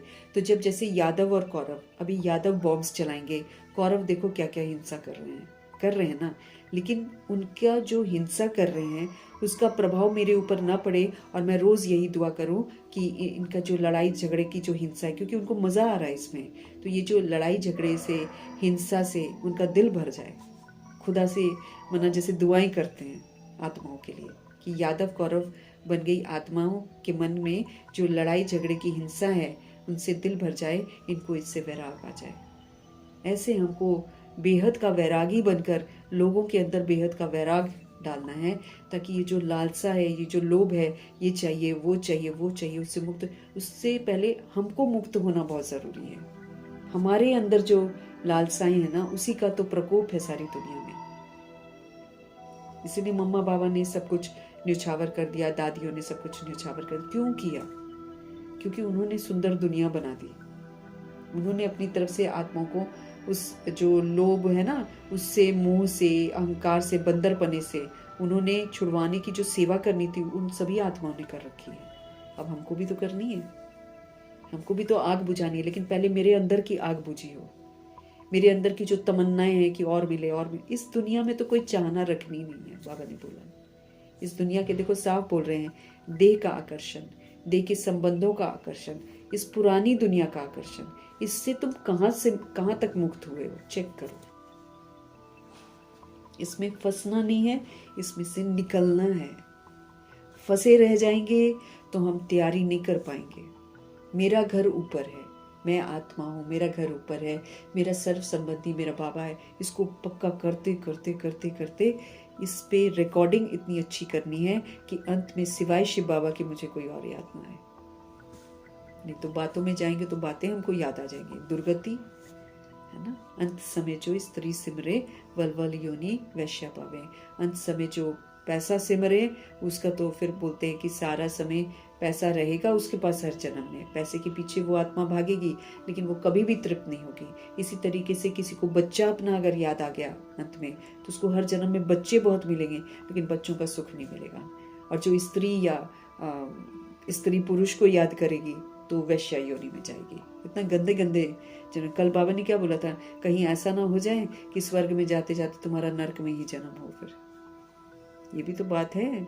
अभी तो गर्भ जेल में भी दोबारा जा सकती है आत्मा फिर से। अब प्रकाश मणि दादी तो गर्भ जेल में नहीं गई है, लेकिन जन्म लिया है उन्होंने, पर उनको ऐसा फीलिंग ही नहीं आया कि वो जेल के अंदर है। वो तो गर्भ में रहते रहते ऊपर जाकर सेवा भी कराती है, वतन में भी चली जाती हैं, पूरी सृष्टि पर भी जाती हैं। और फिर देखो बाबा कहते हैं कि यादवों को वो इंस्पायर करती है कि चलो करो विनाशक। बाबा के बच्चों को ही तो करना है ये काम, क्योंकि नहीं तो फिर ये जो अत्याचार और भ्रष्टाचार है ये तो खत्म ही नहीं होगा। तो बाबा के बच्चे, ये जो आदि रतन सब गए हुए हैं, अब इन्होंने इंस्पायर कर देना इन लोगों को। अभी नहीं तो बाबा कहते ना, कभी साइंस घमंडी जो है कभी कंफ्यूज हो जाते हैं, यूज करें नहीं करें, यूज करें नहीं करें। जिस दिन सारे आदि रतन एक साथ बोलेंगे कि यूज कर, उस दिन यूज कर देंगे। बोलो हम कैसे एक दूसरे के साथ कनेक्टेड हैं। सृष्टि परिवर्तन का कार्य करवाना है, उसके लिए फिर हमको पहले सर्व आकर्षणों से मुक्त होना है। बहुत बहुत हमारे पास होमवर्क है। ये पूरा महीने का सारा बंधन मुक्त रहकर जीवन मुक्त स्थिति का अनुभव करने की सारी मुरलियां निकाल लो, सारे पॉइंट्स लिखकर अपने आप को जीवन मुक्त करके जीवन मुक्ति के संस्कार बनाओ। ये अव्यक्त इशारे हमको मिल रहे हैं। हम मुक्त नहीं होंगे तो हम किसी और को क्या मुक्त करेंगे। अभी तो हमारे सामने बाबा कहते सब आएंगे, सब आएंगे। कोई कहेगा मैं परेशान हूँ, कोई कहेगा ये दे दे, कोई कहेगा पानी दे दे, कोई कहेगा मेरे सिर पे हाथ रख दे, कोई कहेगा मेरी इस जलन को मुक्त कर दे, मेरे को ये कर दे, मेरे को वो। ऐसे आएंगी आत्माएं सारी तड़पती हुई, जो और वो उन सोल्स के साथ हमारी मुलाकात होगी जो हमारे एक्ट को देखकर कॉपी करते हैं। ये भी तो है ना, हम जो कर्म करते हैं हमें देखकर दूसरे करते हैं। हमारी अपनी अपनी बनी हुई है राजधानी, फॉलो करती हैं आत्मा। तुम्हारा हिसाब किताब बनता है ना। तो अपने आप को ये वाला जो बंधन मुक्त रहकर जीवन मुक्त स्थिति का अनुभव करो। बाबा कहते हैं इस जीवन में रहते हुए, बंधनों से मुक्त रहते हुए जीवन मुक्त स्थिति कैसी होती है। परिवार में रहते हुए, लोगों के साथ रहते हुए, किसी भी लगाव और प्रभाव से एकदम मुक्त अवस्था, इस स्थिति का अनुभव करो। अनुभव से मेरे संस्कार बनेंगे, संस्कार बनेंगे तो मैं जीवन मुक्त वाली दुनिया में जा सकती हूँ। अदरवाइज नहीं जाएंगे, फिर वही कलयुग में डाल दिया जाएगा। फिर भुगतान करेंगे, धर्मराजपुरी में जाएंगे, कस्टमपुरी में फंसेंगे। भाई अब हमको तो वापस जाना है ना, तो हमारा हिसाब किताब सेटल करवाया जाएगा। कुछ है जैसे दादियां हैं, अपना सेटल कर लिया, अब फरिश्ता बन गई, कुछ एडवांस पार्टी में चली गई। हमारे को भी तो होगा ना सब कुछ। तो अपने को भी तो तैयार होना है। नहीं होंगे तो फिर धर्मराजपुरी बड़ी खतरनाक है, वहाँ डाल दिया जाएगा। फिर वहाँ धर्मराज जी दिखाएंगे, मुरली भी दिखाएंगे, अपनी समझानी भी दिखाएंगे, और फिर हमको ड्रामा के हवाले कर देंगे, क्योंकि पनिशमेंट ड्रामा देता है, प्रकृति देती है। तो जल्दी जल्दी अपना होमवर्क खत्म करना है, जल्दी जल्दी हमको सारे बंधनों से अपने आप को मुक्त करना है। मीठे परमात्मा जी का हम धन्यवाद करेंगे। ब्रह्मा माँ का धन्यवाद, जगदम्बा माँ का धन्यवाद, कुलसाता जी का धन्यवाद, अष्ट रत्नों का धन्यवाद, नवग्रहों का धन्यवाद, एडवांस पार्टी की सारी सोल्स का धन्यवाद, बची हुई जितनी भी आत्माएं, भाई 16,133 करोड़ आत्माएं, हमको किसी से भी उलझना नहीं है, किसी भी सोल से उलझना नहीं है। सबके लिए दुआएं। 16,133 करोड़ आत्माओं में से बची हुई सारी आत्माओं को, है ना, दुआएं ही देनी है, और जो भी सहयोग होता है सहन करने का, सब कर लेना है। तो धन्यवाद करेंगे, 5 तत्वों का धन्यवाद करेंगे, धरती, आकाश, जल, वायु, अग्नि, 5 तत्वों का धन्यवाद, ड्रामा का धन्यवाद, प्रकृति का धन्यवाद, माया का धन्यवाद, यमदूत का धन्यवाद, करोड़ों की आबादी का धन्यवाद, और साधनों का धन्यवाद, साधन बनाने वालों का धन्यवाद, साथ में रहने वाली सोल्स का धन्यवाद, सहयोगी आत्माओं का धन्यवाद, अविनाशी खजानों का धन्यवाद, समय का धन्यवाद।